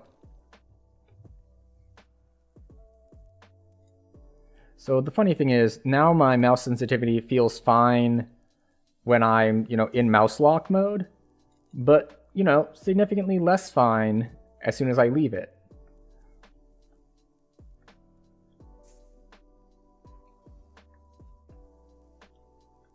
Alright, so we're just going to smash things, as you do. Paladins are known for their angry smashing of all the things.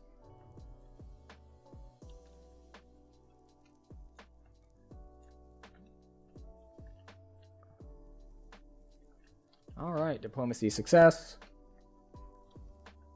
Now, I don't have evasion.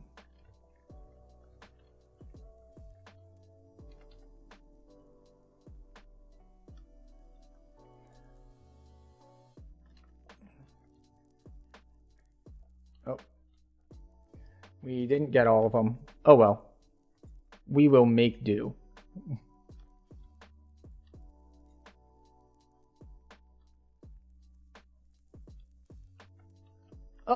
Well, thanks for stopping by, thanks for chatting, and I hope to see you around, since I'm kind of planning on a Tuesday, Thursday thing for now, just to have some sort of schedule to be more regular. Right, we're going to put this down here so we can swap to swim. We're going to put this down here so we can swap to featherfall.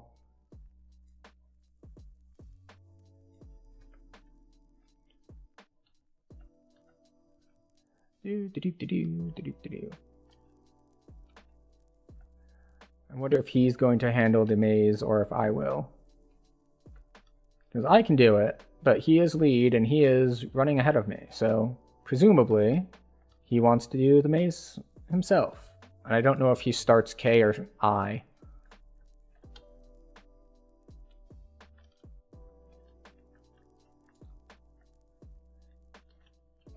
Monster manual stuff.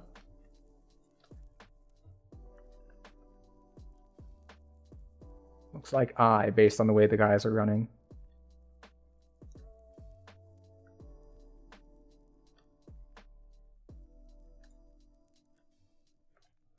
Oh, you want me to do it? Like, you don't need someone to pull the lever for that one. You can just go in and kill him.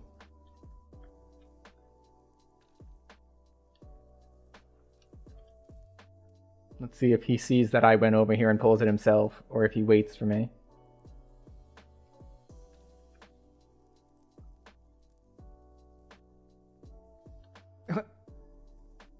He has a full inventory. Alright, I'll grab it.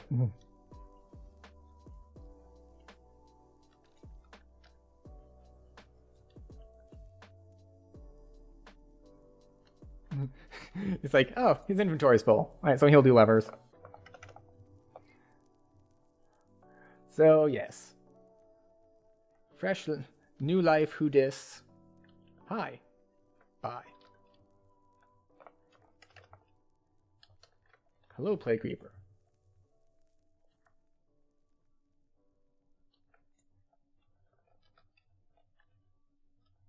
That socket goes there. Oh, good.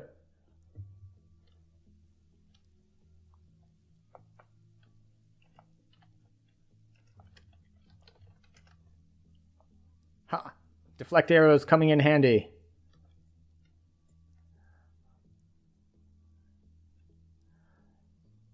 And now it's extra special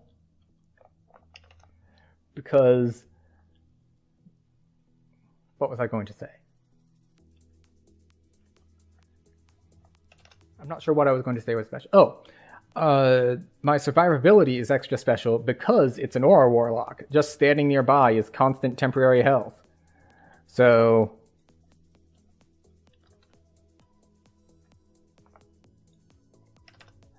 we are good to go on that front. even if we didn't have all the healing that we needed. Alright, we take this around this way. Oh, yeah, all the way around. Oh, I do have enough to tumble. I didn't know if I would. I think we're going to need to pull I one more time.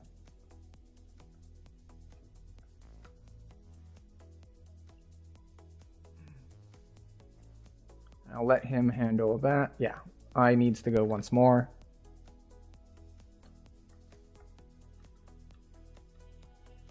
Put our feather fall on so that we don't hit the spikes too much.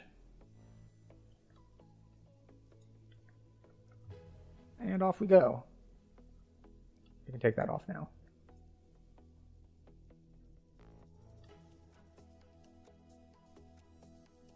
More deeds to kill.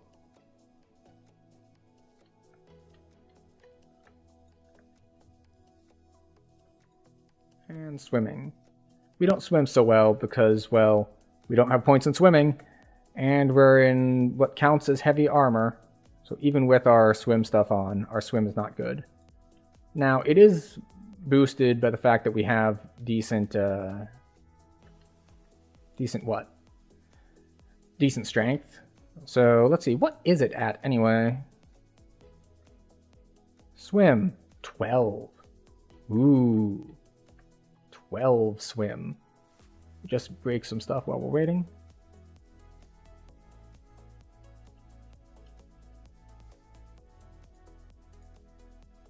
All right, we were able to diplomacy the kobold.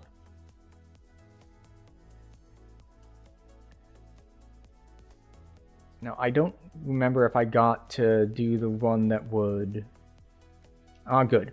We did get the map one.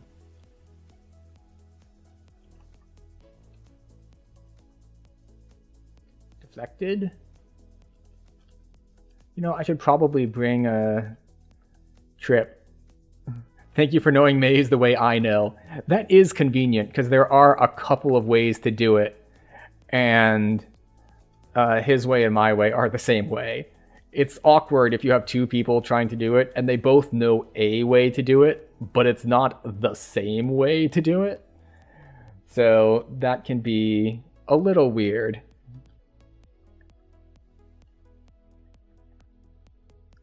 That's 100 damage. No big deal. Did he fall?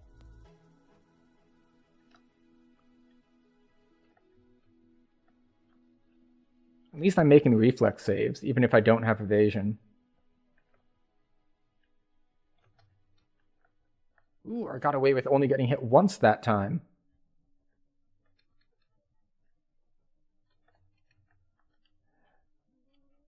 Okay, come on.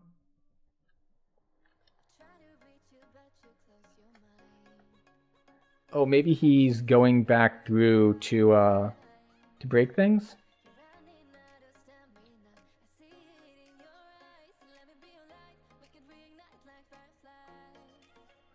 You know, we're gonna roll a 6 eventually.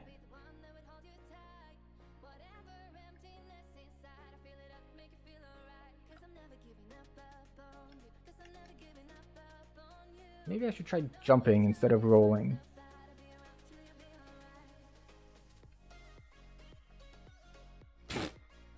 So jumping instead of rolling was the key to getting the RNG right.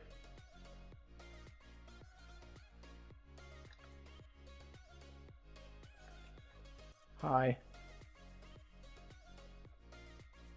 Now the question is, will they drop a sleet storm on me? Because I'm not currently equipped with any sort of freedom of movement. So that would suck. But it wouldn't suck that badly because I do have a swap item that I could put on. Hmm? Oh, he cast it right as he died.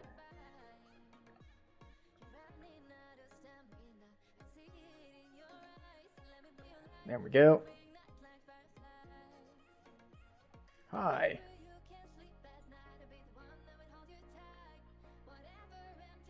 And 2 of us should be more than enough to do this. And the reason I can say that is I've done it solo before.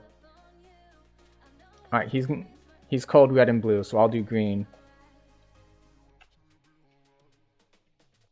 G0, R3, G4.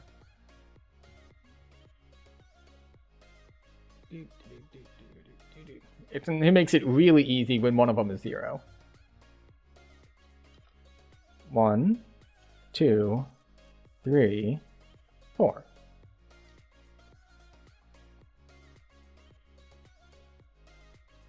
And off we go. Question is he gonna swim or am I? Because I am less able to swim than I have been on the last couple lives.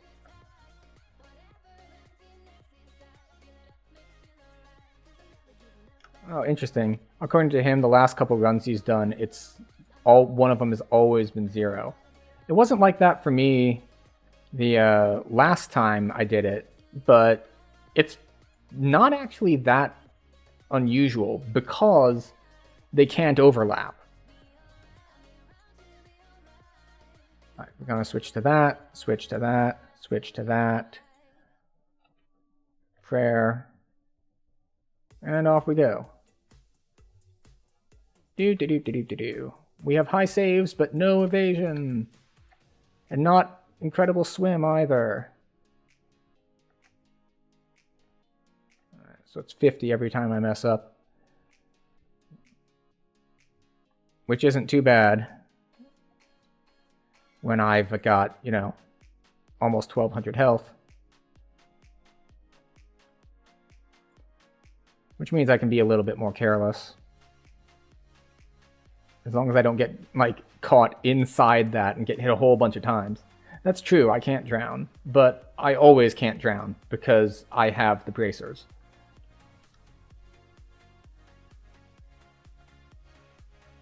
Swim and can't drown. Hi.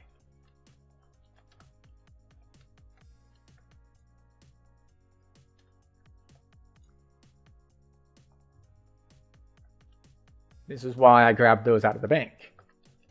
Because, well, among other reasons, I had forgotten that as a Warforged I can't drown. Just because I'm not used to playing Warforged. But at least I had the docent I needed stashed away.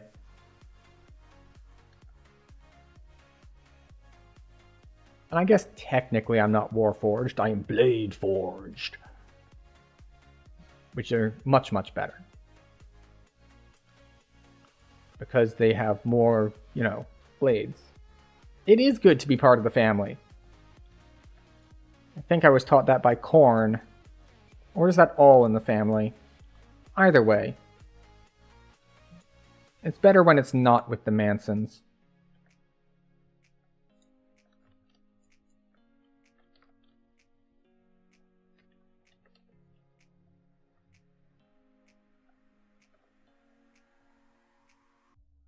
Smack you once. Oh, that's a Plague Reaper. Low Plague Reaper. You know, running past this stuff isn't really a good idea because you can't move forward until you actually kill everything. And I think we might have skipped the first guy at a bell.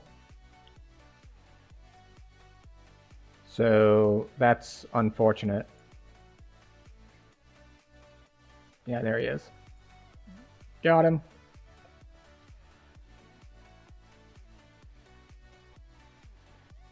But oh, as I was saying on the chances.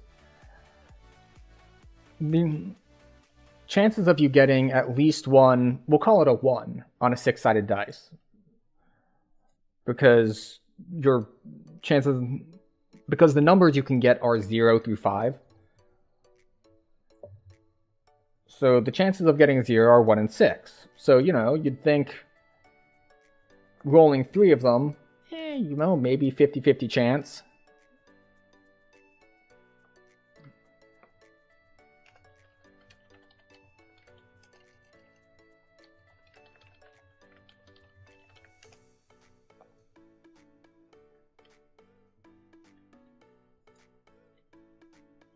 So, yeah, but because we can't get multiple 3s, it's not 3 1 in 6 chances. It's a 1 in 6 chance, and a 1 in 5 chance, and a 1 in 4 chance.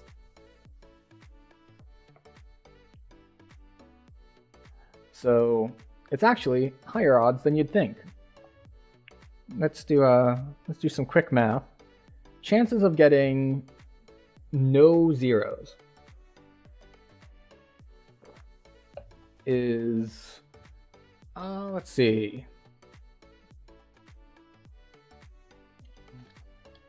Hi. Gotcha.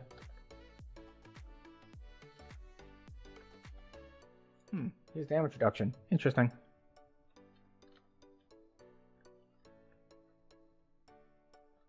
So, yeah.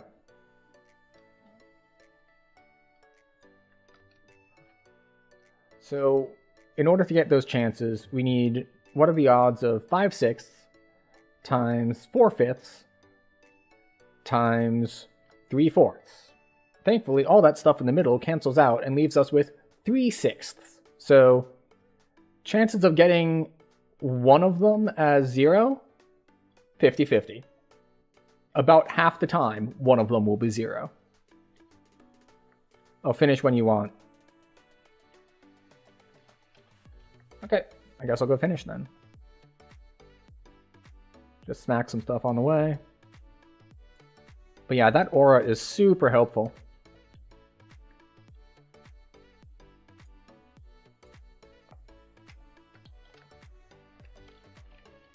Oh, and there's an ad coming up in a couple seconds. I run 3 minutes worth an hour, so they don't do pre-rolls. So I will see you on the other side while we head to Madstone.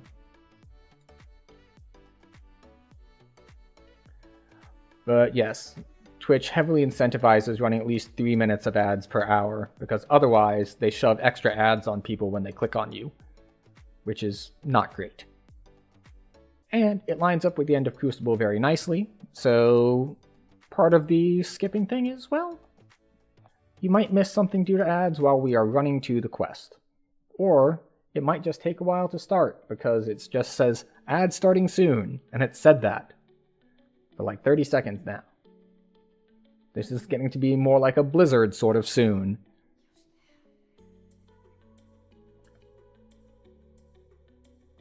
But we did get one more point.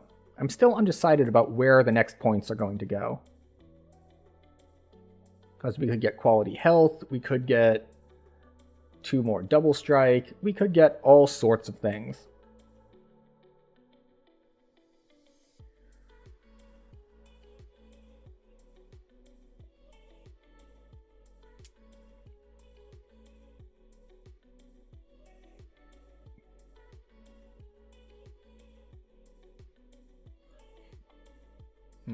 Maybe I should have recalled to get Paladin stuff. Crown of Morning's Glory.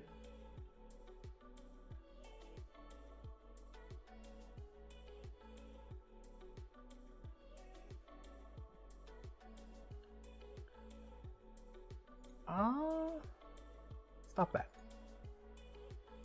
Light Absorb, Fire Absorb. I mean, Insightful Sheltering is nice. Insightful Spells Saves is okay, I guess. Have a...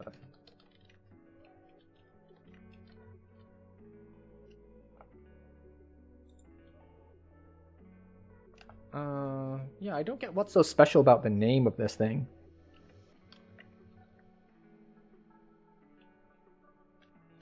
So, about the name, though.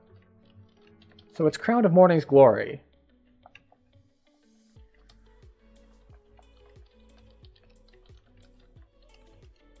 Because Morning Glory is a kind of flower.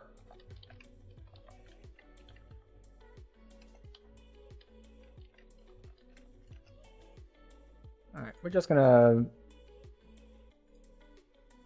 enter an R1, because he said we're headed to Madstone next.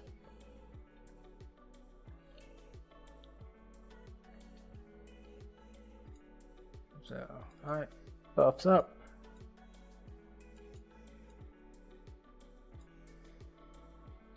Oh, hey, and we're back from ads. Excellent. So now that we're in Reaper and buffed, 39 double strike, 50 melee power.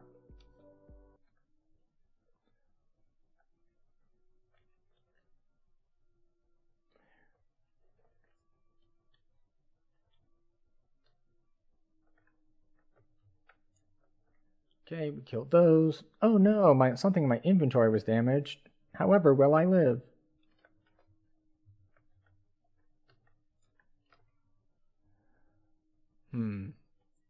Unless he thinks there's a joke here about crowning as in like giving birth, in which case, okay.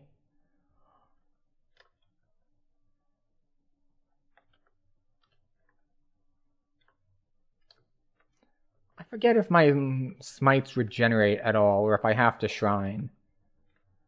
Because I know at some point, like Epic Destinies, I can take stuff that'll make them regenerate like one every 90 seconds or so.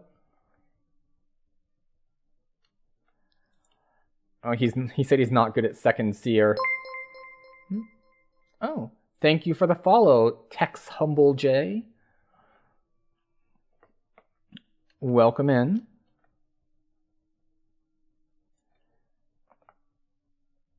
Yeah, he said he's not good at Second Seer and asked if I am. It's just like, nah, dude. I am melee. Second one sucks.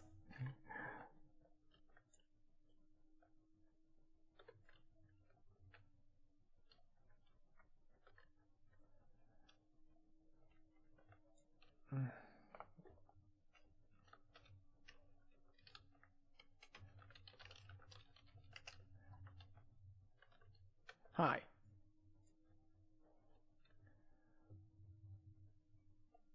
I have Sean Crook with parry, insightful.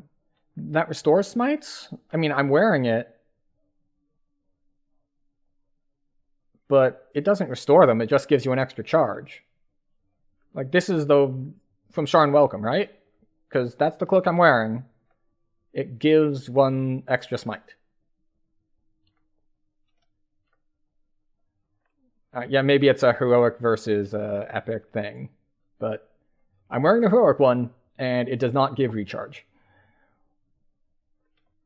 My music has stopped again.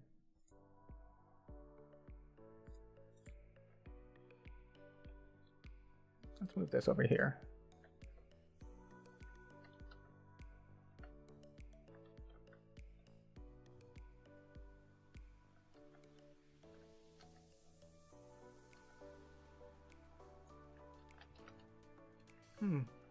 Sure.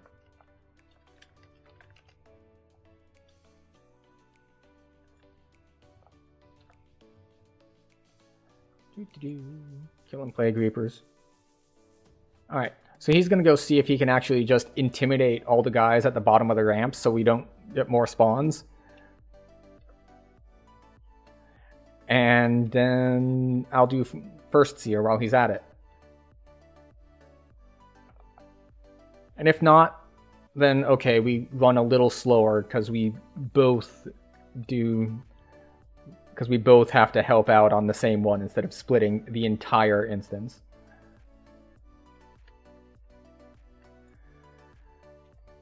It's so this is something I remember happening when playing Melee, and particularly playing with Sword of Shadows, is the huge difference in damage between like crits and double strikes and non-crits and double strikes.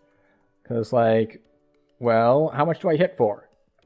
So I hit for, anywhere from 125 to 1100. So it's like a 10 times multiplier.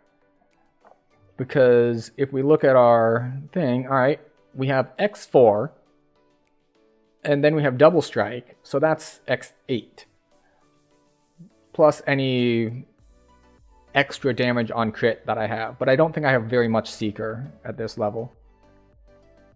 I'm pretty sure I have it on gloves and a little bit of racial. Yeah, Seeker 8.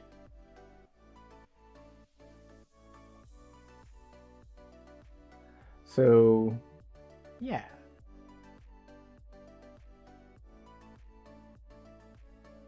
Where am I getting temp health from? And then, of course, there are activated abilities that have extra damage and crit multi, which can go even higher. It's funny coming from an Inquisitive where, sure, I was doing a lot of front number damage, but the Imbue was also doing some damage. Whereas here, I have an Imbue, but it's like, okay, I just did 2,500 front damage. How much is the Imbue hitting for? 20 to 40, depending on if I'm double striking or not. The Imbue is just so much less of a factor. But then again, it's also in Heroics. Most sources of Imbue dice don't really kick in until Epics anyway. Not that I'm going to prioritize Imbue dice anyway on this build. It's just not as worth it.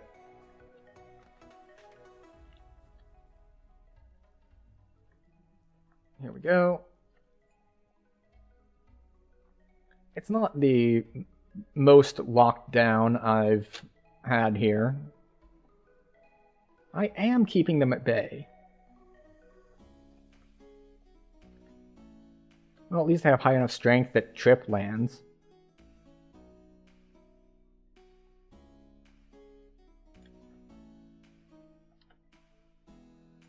Alright. 1 down, 2 to go. And my partner here... Oh, interesting. In chat, he reports that it's actually working pretty well. The only thing I would worry about is the guy who spawns above and behind the seer. But I think if you could taunt him and then go down and get the others, maybe it'll work. But yeah. I think just keeping the guy up top intimidating helps. Yeah. Alright, how much does this hit for anyway? Not much if it doesn't crit. Alright, yeah.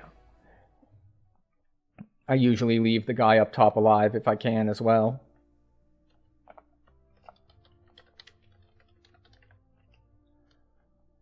Hey everybody!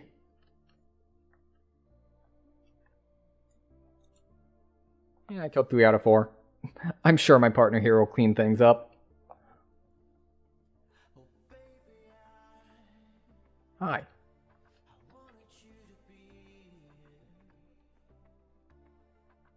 Acid damage over time. That's not ideal. Then again, I can actually use my boosts. I've been, like, conserving them for a hard fight, I guess, but there aren't a ton of those in here. I guess I could have saved them for Reaper spawns. I think Reaper spawns is the closest this dungeon is going to get to a hard fight. But, you know, if I wanted harder fights, we wouldn't be in R1. We'd go for higher. Hello. Goodbye.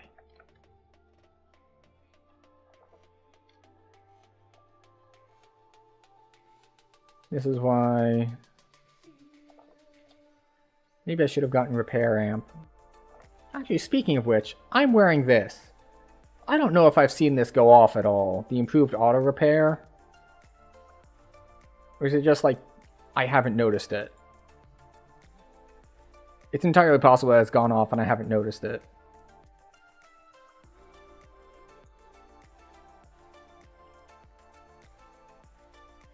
I think we're going to take this approach where I'll just keep swinging and I'll hit stuff as I run by and he can finish it off as he comes by.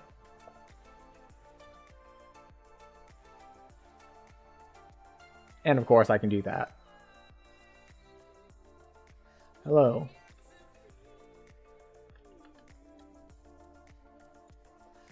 I've got all sorts of temporary buffs too, between the Can of Confusion from the gloves and the you get extra melee power when you hit evil stuff, and you get 5% extra damage when you kill stuff from the necklace. I've got all sorts of temporary buffs that pop up too, so things are pretty okay. Wait. Skills? Intimidate. Excuse me. Yo, turn around. Oh, he's gonna dance there instead? That's not ideal. Alright, let's see if I can intimidate these. Hi.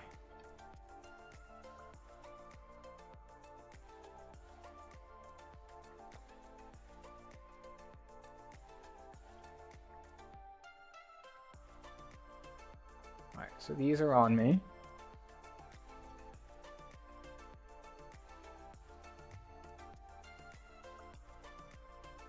Now, actually, this is somewhat interesting.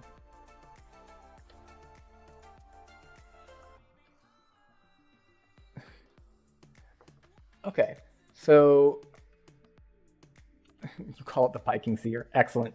So this is interesting because he ran down to attack that one, he's now over there. He's out of line of sight of a lot of these ranged dudes up top. We're just gonna sit here holding shift.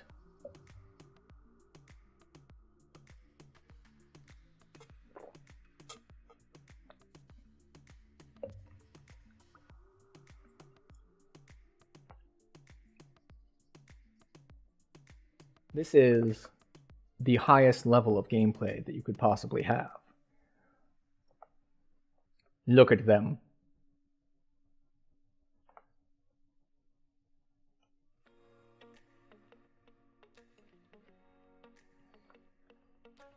So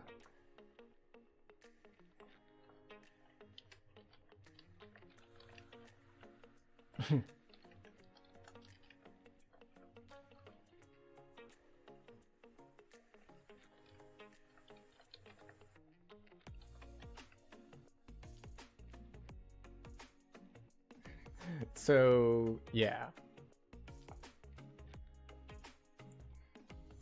It's like so it's just like, yeah. He asked if I knew, like, you know the rock to stand behind? I'm like, no. It's like, yeah, but I'm just standing here because I have 92 AC and 160 PRR and deflect arrows.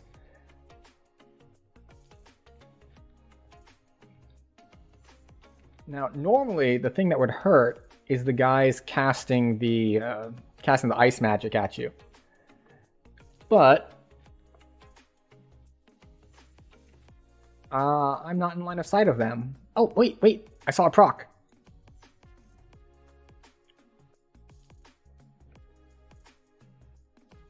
Oh.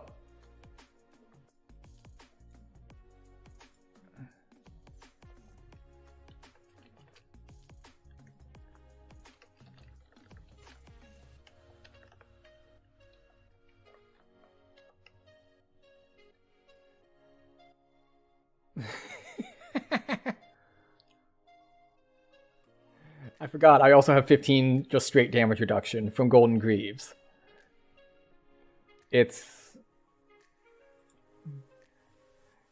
Yeah, they're ridiculously powerful on level.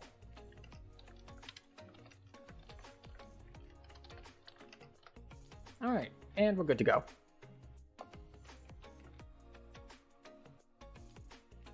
Oh, he's got the Baphomet ring. Oh, you don't have a set? Yeah, they're a little bit annoying to get because they're in Taming the Flames and they're in the side chest. But on the flip side, if all you're going for is those, then you don't need to run all of Taming the Flames. You just need to go to that chest and then leave and reset. So it is easier to farm than if it were at the end chest. No, not the Minotaur in Chains. The one behind the locked door. So you need lock picking, or you need to save the dude that's about to get cooked. That's the sword. That's the one that he gives you. The key that he gives you is to get that optional chest.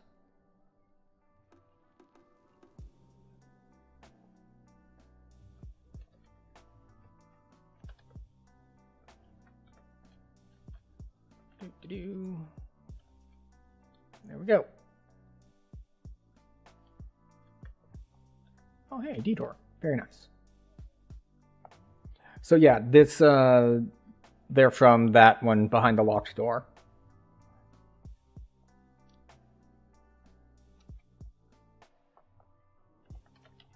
I've done it on.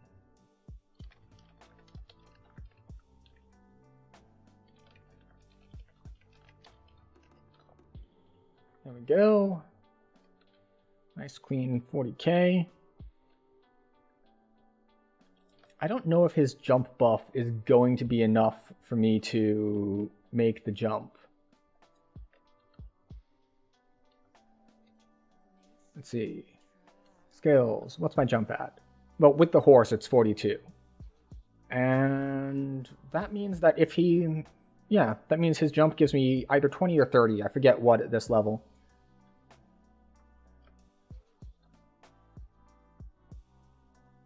So yeah, I should be able to make the jump. Excellent. That makes this so much simpler. Well, okay. Not this one. This one I don't need the jump for. But, you know, for the other one. For the maze.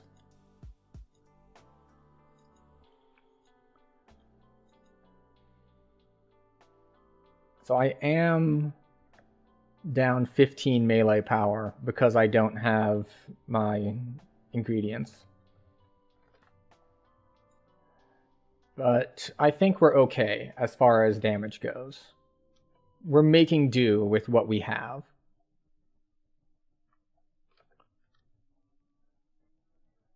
And of course, if I leave guys at half health, I am very confident that the Aura Warlock behind me will manage to finish them off.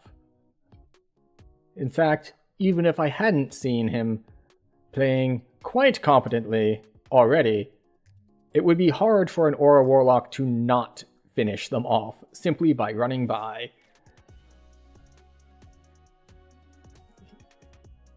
Oh, never mind. He has complained in party chat that I need to hit them harder. I will endeavor to do so.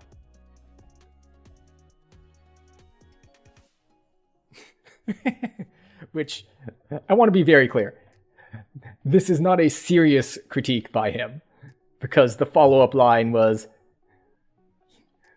Because the complete statement was, you need to hit them harder. I see you two-tapping a couple of them. As in, how dare I not get all of them in one hit?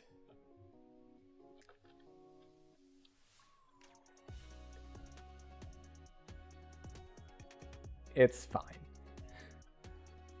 This is one of those quests that if you're in on R1, the kills pretty much go to whoever is running the fastest.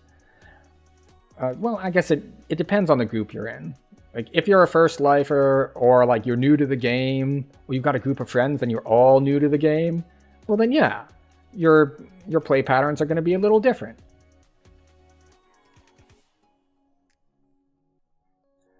But, you know, for this particular group where he's beefy, I'm beefy, we're beefy together, not quite the same as if it's all new players. Hello. Goodbye.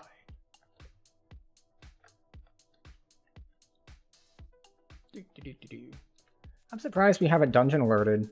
I mean, we've been killing most stuff, so I would expect it to be a pretty small dungeon alert. But, there we go. Because as soon as you pull this group, you get the, get yellow. Let's take that down a bit, just because the final boss... The anti-Zerg stuff they did where the final boss gets extra stats if you have alert,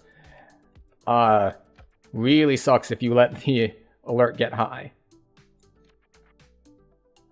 Like, if you're red or purple alert when you fight the boss, they take, like, no damage.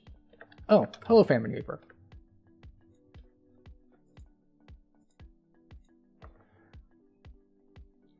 But yeah, that quest took 3 minutes, 11 seconds. So, it is a very quick clear on that one. This one we're going to need to navigate a little bit differently, but I have every confidence that we will manage to do it.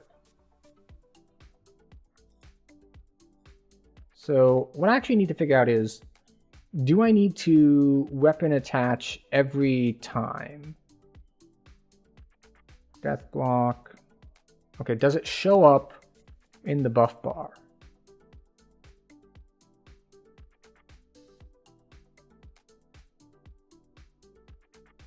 Wait, why is it?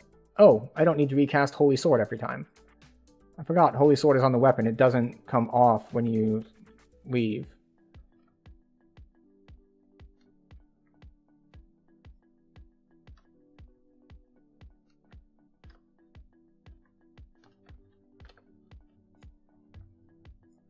Oh, that's a Plague Reaper. Unfortunately, I didn't notice yet that he was on it.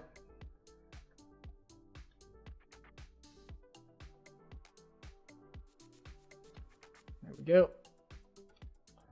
But it is nice how it's one of the good things about GDO is like when you learn it and you get in a group like this, everything just like clicks. Like you don't even need to communicate that much. You just kind of, you all know the drill. And everything just kind of works. Like, he didn't have to ask, it's like, all right, pull this lever, I pull that lever, you pull this lever, I pull that lever. It's just like, all right, I see that he moved this way, therefore I move this way, therefore, and so on and so forth. All right, Fear Reaper down.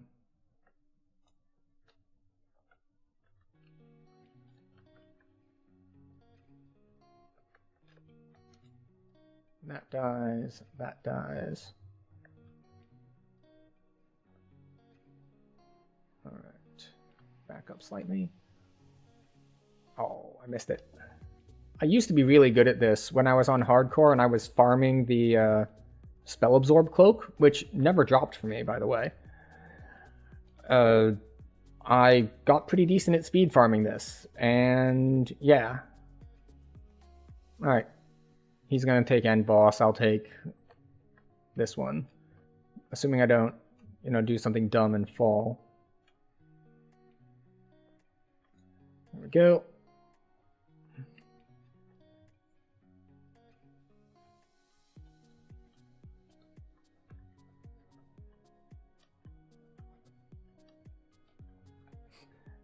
As I just get pinballed around, but not knocked down, because I have strength this time. Hello. Bye. Wait, this isn't the right one. Oh, it is the right one. Excellent. Party time. Excellent. There we go. Under 3 minutes. Like I said, like, when everyone knows what they're doing without... And not even just, like, kind of knows what they're doing, but when you're also on the same wavelength as them. Because... And it goes back to kind of something that this guy said earlier, that he was thankful that I knew the maze the same way he knew the maze for Crucible. So it's not just that you both know how to do the quest. It's that you both know how to do the quest and can essentially, we'll say, read each other's body language for, oh, I see that he moved this way, so he's going to hit that objective, so I should hit that objective. And that sort of like unspoken communication is just really cool to have happen. And it just comes together really nicely. Now, he's going to go grab ship buffs, but I don't have teleport points. So I'm going to go grab the Storm Eye teleport point. And then figure out which one we're doing next, because I don't know his order. My order depends on if I'm splitting 13s and 14s. Obviously, if you're splitting 13s and 14s, then I go Foundation, and then I go Cry for Help. But if not, I usually do Pop first. And I know some people like to leave town and jump right, and they'll hit Cry first.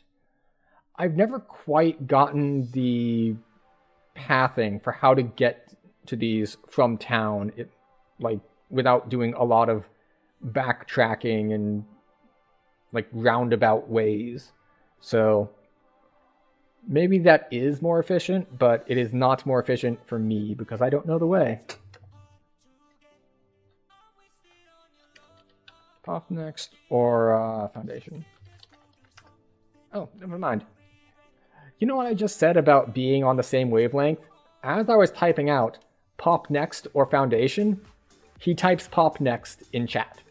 So we're really on the same wavelength here.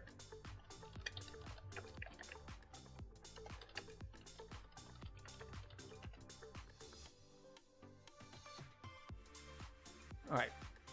And I can start clearing while he gets back because there's a big backtrack in here.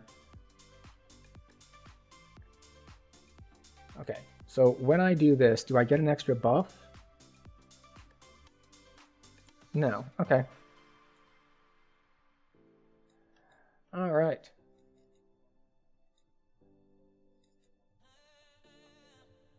Now, last life I was undead, which meant I could bypass one of the most annoying things in here, which is the wizards casting the what? Casting the, not bleed, the burning blood thing. Because that's, like, it just does so much damage. Okay. Down, stop that. Down, down, up, down. Stop that.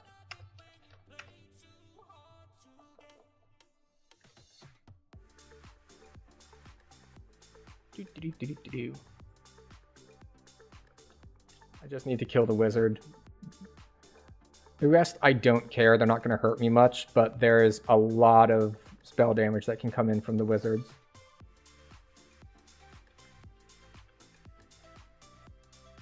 And I can pick up the thing that dropped later, because we have to come all the way back through this again. Because on this life, I don't get to do what? I don't get to pick the lock. Which is fine. Cultist, Rakshasa. There we go. Some had grouped up, so we get to cleave them down. And we continue on our way, with things not able to hurt us. Hello. Review. There we go.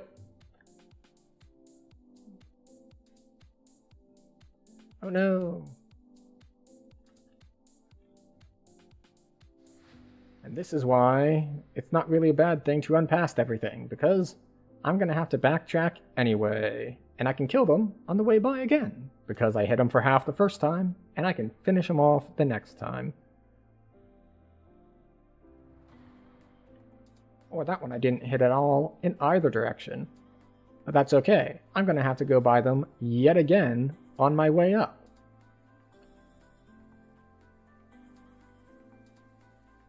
Did he already? He didn't. Unless he used a social. Hi.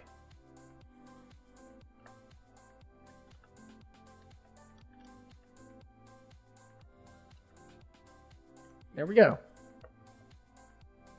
And back up we go. Unfortunately, or fortunately, depending on how you're looking at it. Oh, he has knock. Well then. I just killed that dude for nothing. And by nothing I mean, you know, clout. Oh, he says maybe it's good that I got the key. I'm assuming he's failing to knock. Knock can be hard to hit the DCs on.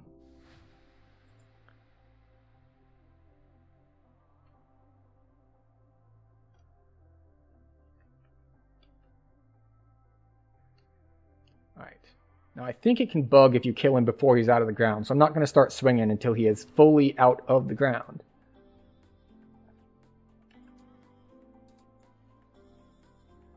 Down, down, up, down.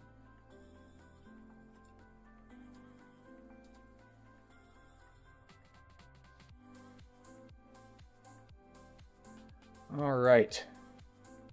We are a paladin.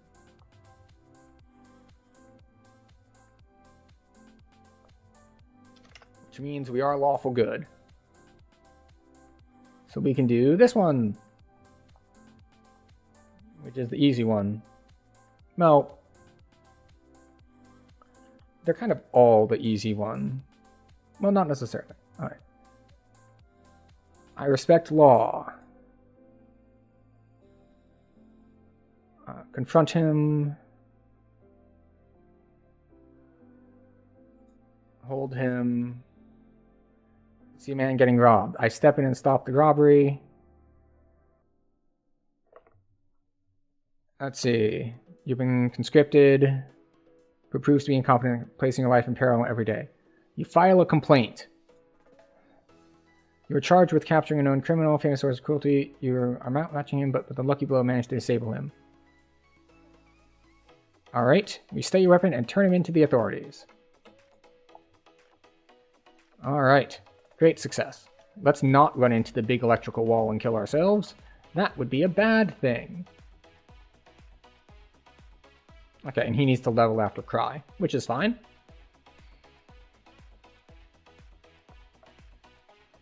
Unfortunately, we do not have enough people here or hirelings to do the whole leapfrogging thing. Or at least not the full one. We'll have to wait for each other. So we can't have two going simultaneously, but we can at least do it this way. Which is still pretty decent, actually. Now, I think the only things in here that hurt are in the ice room, the dude can cast Polar Ray, which hits like an absolute truck. And of course, the Beholder does Beholder things, which can be annoying.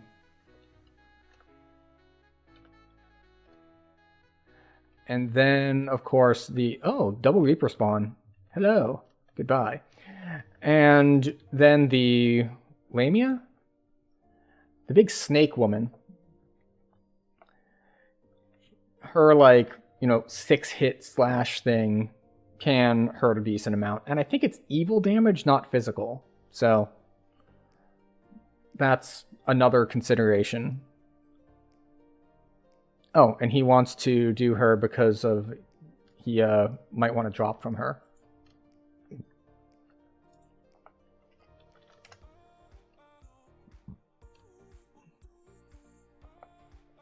So sure, we'll do all of them.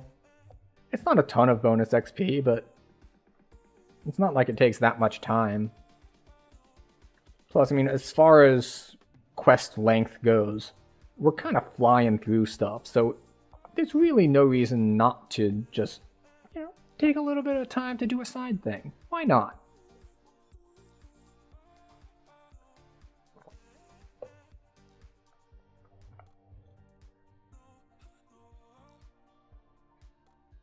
Damn, one chest. Okay.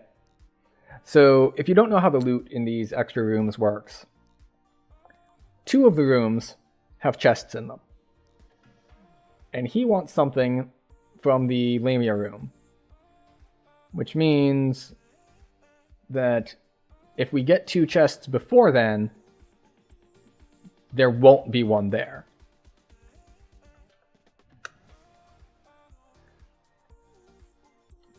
And there's chest 2.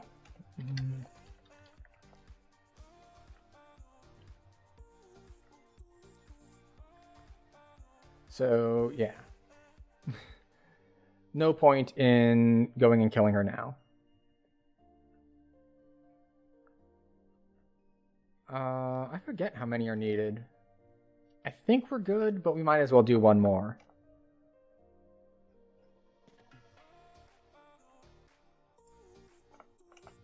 I think Frost is the last one.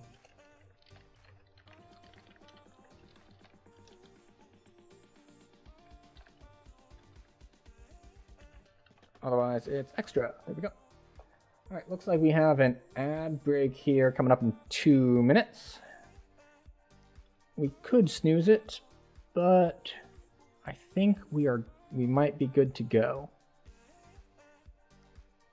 In either case, let's see if we can't finish this within 2 minutes. If we can't, it's because there's running around, not because we're not hitting hard enough.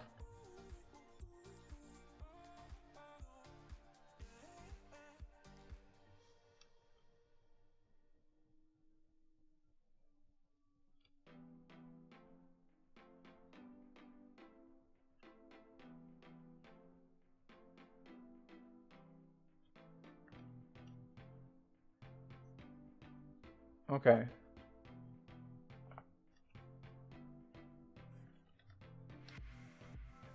Wait, you have 2 left over.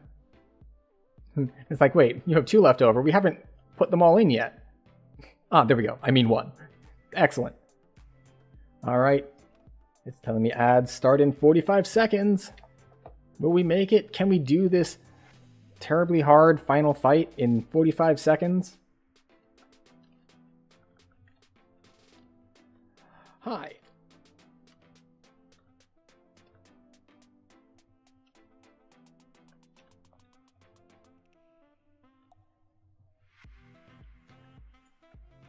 There we go. Great success.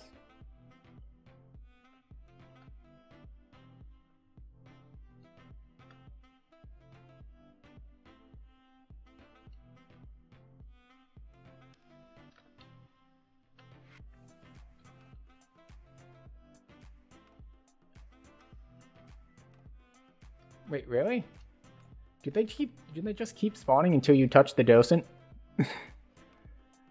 But that particular interaction is really funny on hardcore, as it's like just a big game of chicken as everyone just kind of looks at it and it's like, I don't want to touch it. Do you want to touch it? I don't want to touch it. Do you want to touch it? Alright. And foundation next. Or is it fountain? Fountain or foundation? Yes, Liesel, how are you doing? Why are you scoffing at me?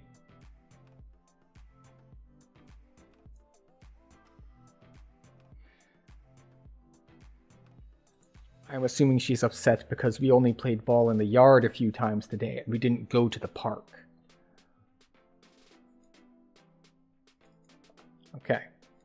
So, looks like ads have started on Twitch. If you are on YouTube, you don't get those. Congratulations.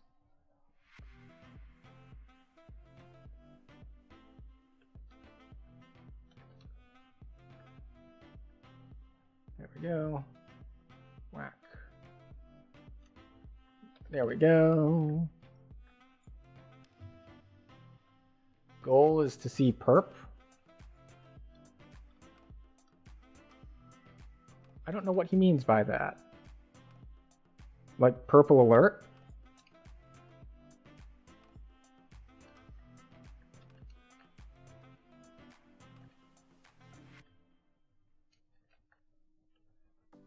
There we go.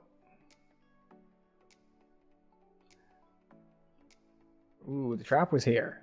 And he didn't take almost any damage from it, because Warlock Temp HP does that.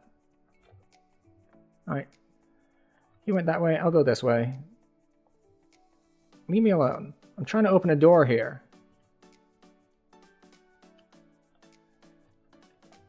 Well, from how he is running, I'm assuming he meant the goal is to get purple alert.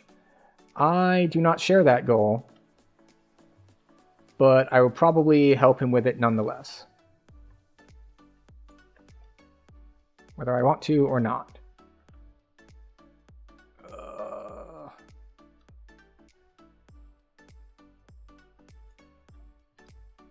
Do we make it?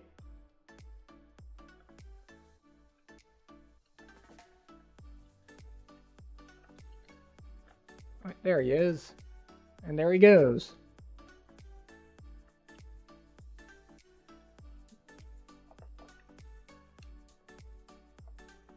There we go.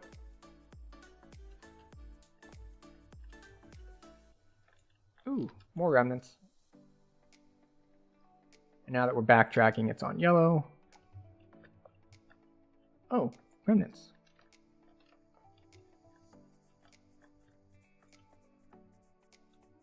Okay, I always forget which side the optional one is on versus the double is on. Alright, this is the real one. And we got Burning Blooded. Which means we've been debuffed so that we can't open doors. Oh, I got another can't open doors debuff. I hate it when they do that. Or maybe it does low enough damage that it doesn't stop me from opening doors. That's nice. Oh, that's Famine Reaper.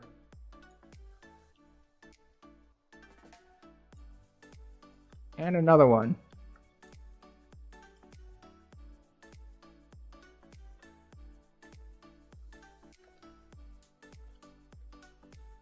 How much resist do I have? Oh, how do I have this much resist?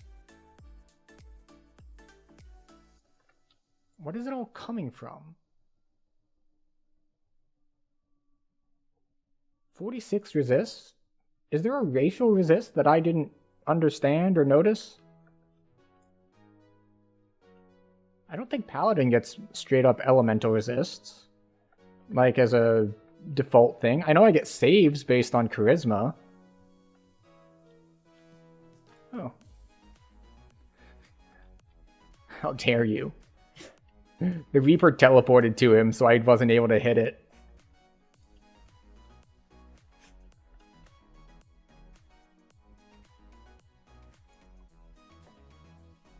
Alright. We need to get this one. I should have noticed that on my way in. Haha, you tried to use Magic Missile. But I am not the darkness. I am a paladin. I am the lightness. So you cannot attack me with Magic Missile.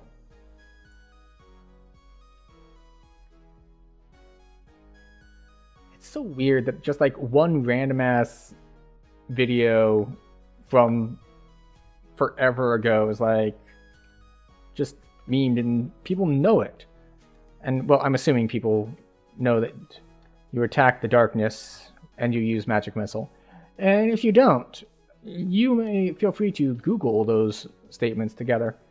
And you'll find probably, I forget which site it was on, probably Newgrounds or one of those types. But yeah.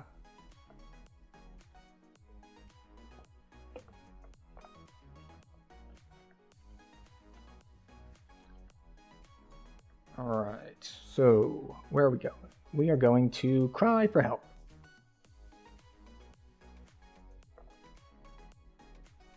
Alright, so it looks like with just one person and no pots or anything, that that doing Giant Hold gives you approximately 1 level. Well, no. We'll say 4 ranks. Because we do have both this and Tor left. I grew out of it.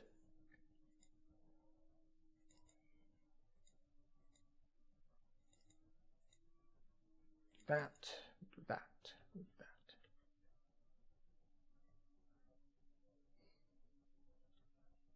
Hi. But yeah. Okay, so it must have been a buff he put up. Because now I'm at 16.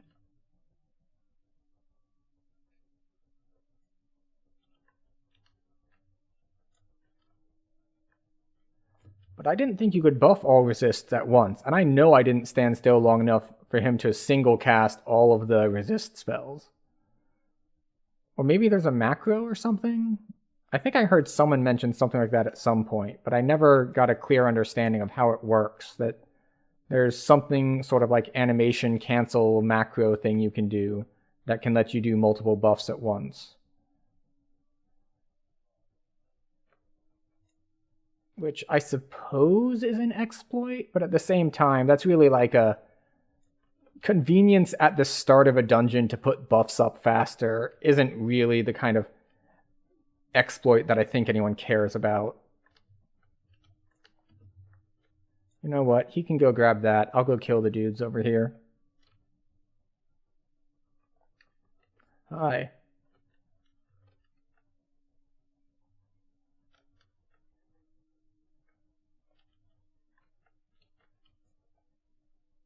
I'm not immune to magic missile. Interesting.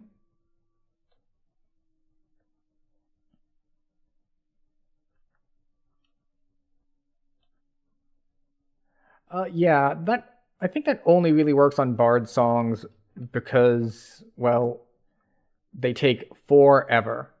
But yes, I do know that animation cancel. In fact, I believe when I talked about it on stream, I later made a YouTube short and posted just that part where I talked about it. Which is something I really need to do more as far as like streaming progress and all is concerned. Is Twitch has terrible discovery, so if you want to, if you want to show people what you're doing so that if they like it, they can stay, and if they don't like it, they can keep scrolling, Twitch doesn't put you in front of very many people. So, like, cross-posting stuff to other platforms is how to grow a following, or at least that is the common wisdom.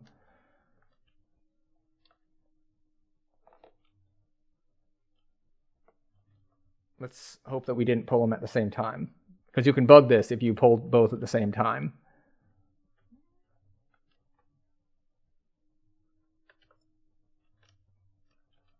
Let's see. This is just normal swings, crit for 500 something. Empowered Smite crits for 2400, which is pretty big. 2400 at level 15 it's a lot of damage. We need some flex tape for that.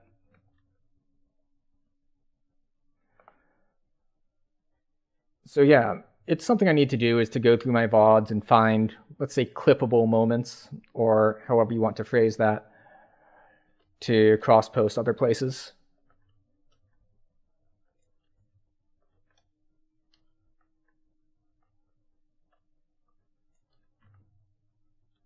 There we go. Or if other people make clips, that does speed things up a bit for me. Yes, I would like my background music to keep playing. Thank you. Oh, look, a Famine Reaper. Goodbye, Famine Reaper.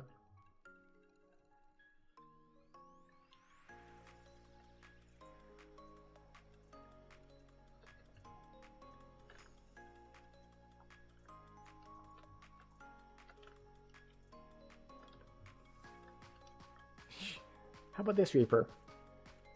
Are Reapers hard to kill? Yes, sometimes. Are they hard to kill when you manage to crit on your smite for 2700 at level 15? No. No, they are not. But that requires both a crit and a double strike. And Reapers have some fortification on them. So crits aren't guaranteed, even if I do roll high enough. And are you going to cancel me? No. Excellent. And I need a double strike, which is only like a 50-50 chance.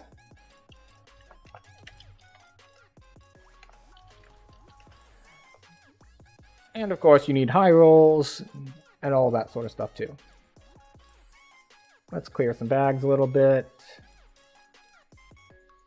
Oh, you see, now that I think about it, there is something that I forgot to do. I was talking about it earlier. Every time after you TR, there's going to be some stuff that you left in the bank, or you forgot to grab, or so on and so forth.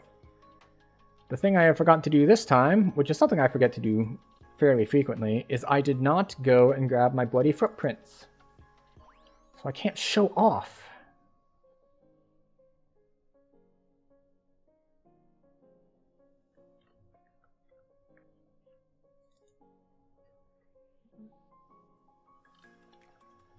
Like, he said he's not even going to turn him in. We can just get Tor started. It's like, well, I'm going to turn him in.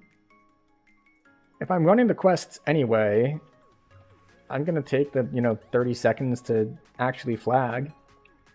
Not that I'm likely to run the Heroic Giant Hold raid. It doesn't have a ton of, like, good stuff that I really want. But who knows? I'm here. I might as well.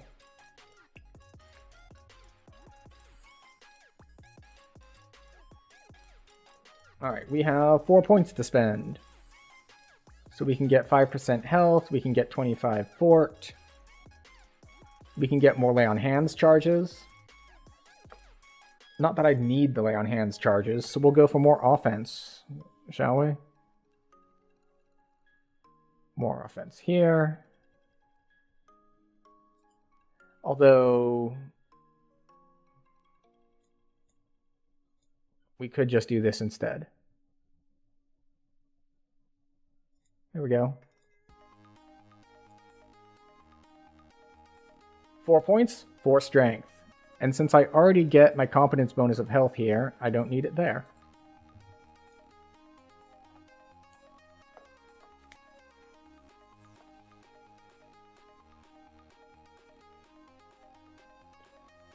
Oh, and once again, as far as forgetting to do things,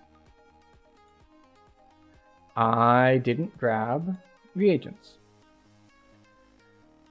But it is fine. Yeah, he does cast, like, resist all. Interesting.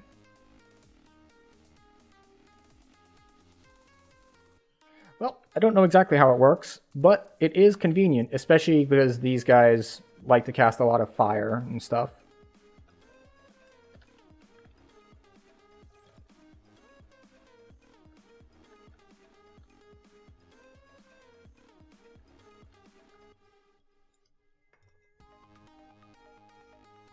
Oh no, a Plague Reaper.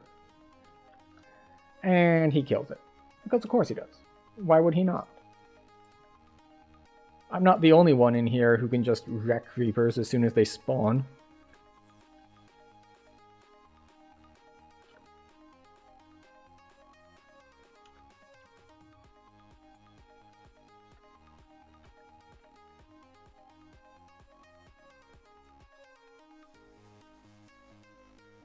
I don't need that.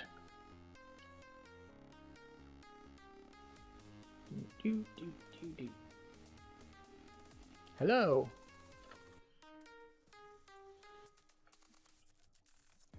Hello.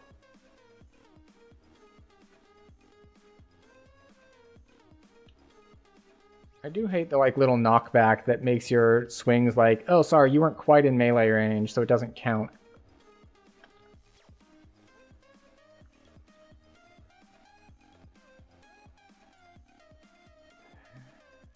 And it's so amusing, just like the little tickle damage from the from the imbue. It's just like hit for 2,000 plus 20.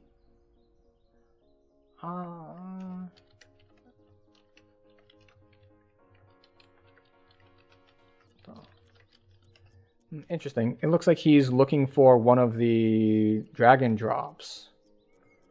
Not drag and drop, mind you, but one of the drops from the dragons. The Skyvault Shield. My guess is electric, just based on the name. But let's see if we can't Google it.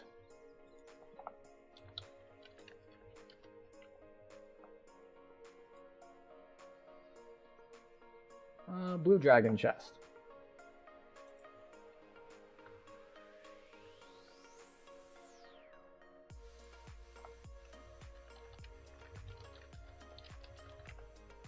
Which I believe is the electric one, so instincts were correct. So that's nice.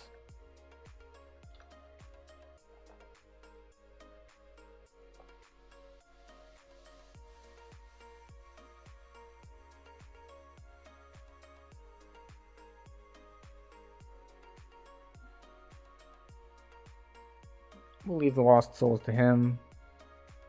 Oh, probably typing.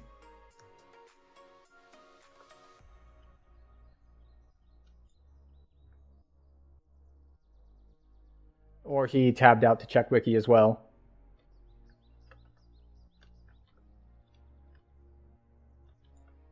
There we go. Or he's disconnected or something. Suffice to say, he's been moving fast enough so far that I am disinclined to believe that he just suddenly decided, nah.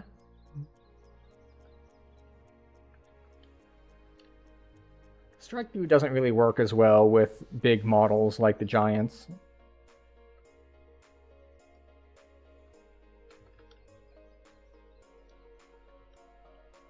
Just because it's harder to get close to them all at the same time. Alright, off we go.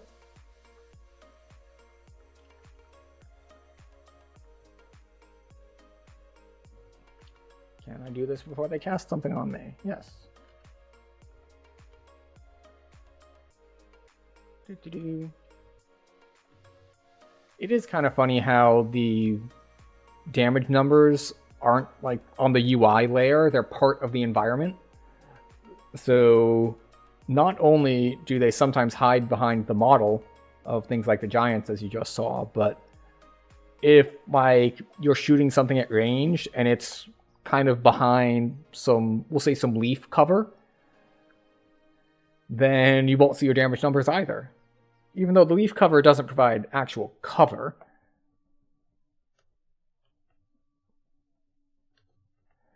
it just provides concealment, which is different. Concealment and cover are different concepts. You can hide behind concealment, but cover will actually give you protection.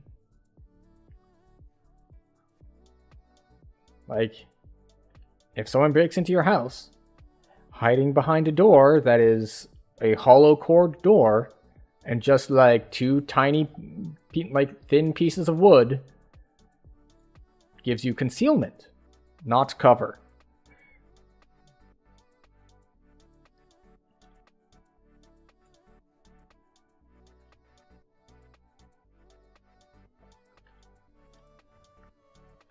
I am surprised that that managed to actually get through.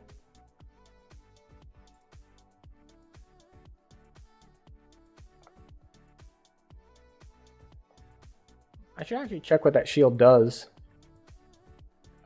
Like, if it's actually worth having. It probably isn't. Like, there's some decent stuff in here, but it's mostly... I'm trying to think what's useful in here. Is it just the augment?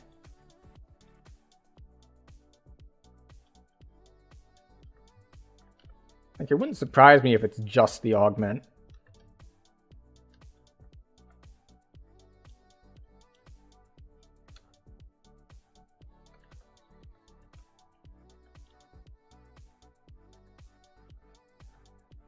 Oh, he dropped the force thing that he got at this level.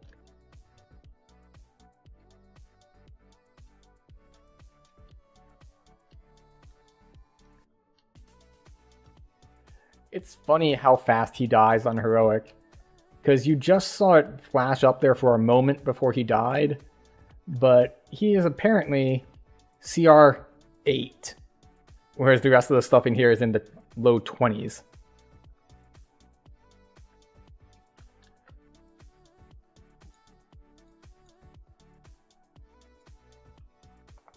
Sky Vault Shield. What is it anyway? But why? Why is it any good?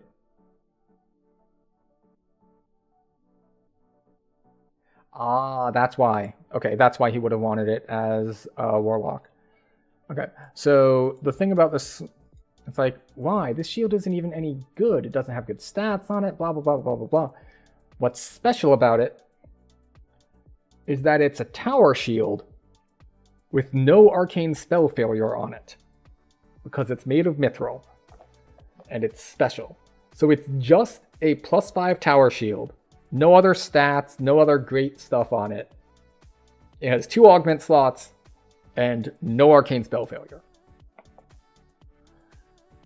So very nice if you're, say, wanting to be a warlock and use a tower shield.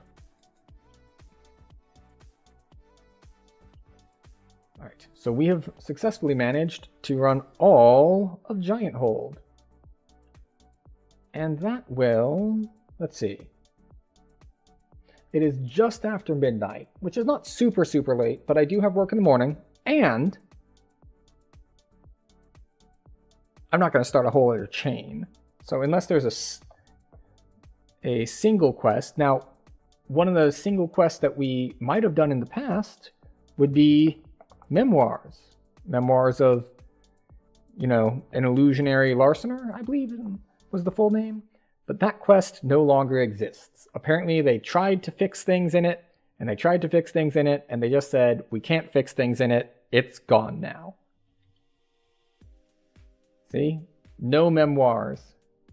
It is retired. Any other level 12s or 13s that aren't part of a chain that I might want to jump into? Let's see. No, I'm not going to do invaders. This stuff is Ravenloft. I'm not going to do Cursed Crypt, for among other reasons that I'm not flagged. I'm not going to do Sands. Now we're in Lord's March Plaza stuff. Cormthar is Myth Draenor. Coin Lords is Lord's March. Gatekeepers is its own different chain. What's this House J1? Toxic Treatment, that's a level 14. Okay, so, and it's also part of a chain. So let us do one more thing before we go. We're going to take here, I'm going to go back to Stormreach.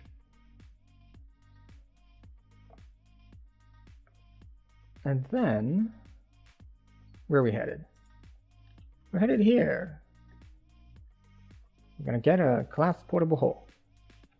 We're going to get 10 more life, and that is it. We're going to finish that turn in.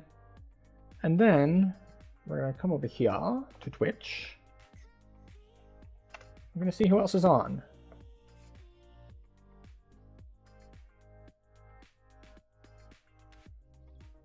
Because we've got a couple people around. And sure, we'll toss you to this dude. I don't know if I've seen his stuff before. Oh, you're also looking for it? Oh, excellent. Then it's a good thing that you piped up when you did, because it was just like, okay, who's here? I told Zamara's there, this there. Like, okay. Alright, then I will not raid you. Thank you for the warning. We're gonna just open up this real quick. And yeah, so I think we're gonna check out this Missouri Outlaw. Oh, excellent. Yes, perhaps in the future. Although, if we're generally starting and stopping at the same time, then the raids shall not happen, just due to logistical reasons. Yes, it appears that Missouri Outlaw is playing a bard, and I am a fan of bards. And they are, it looks like, at a similar level to what we just were. Wait, no, not that similar. But, yeah, so they're in Vaughn, and they appear to be being a bard. And their camera is slightly better than the one I currently have on, because their camera is actually on, though a bit dark. So we're just going to raid into this one.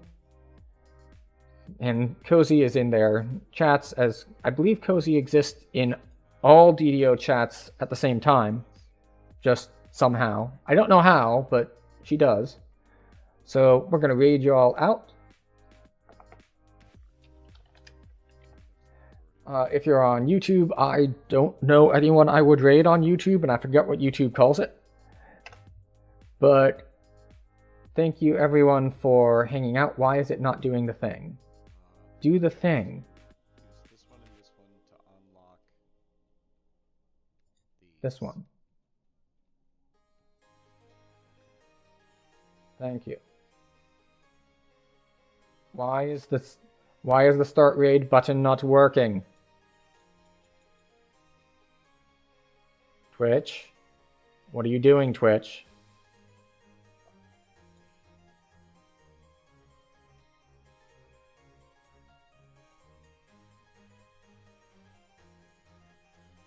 Twitch, why?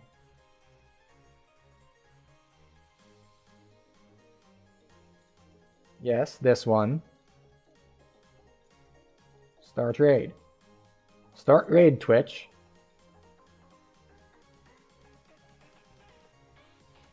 Alright, we're going to reload this page, and then we're going to try it again.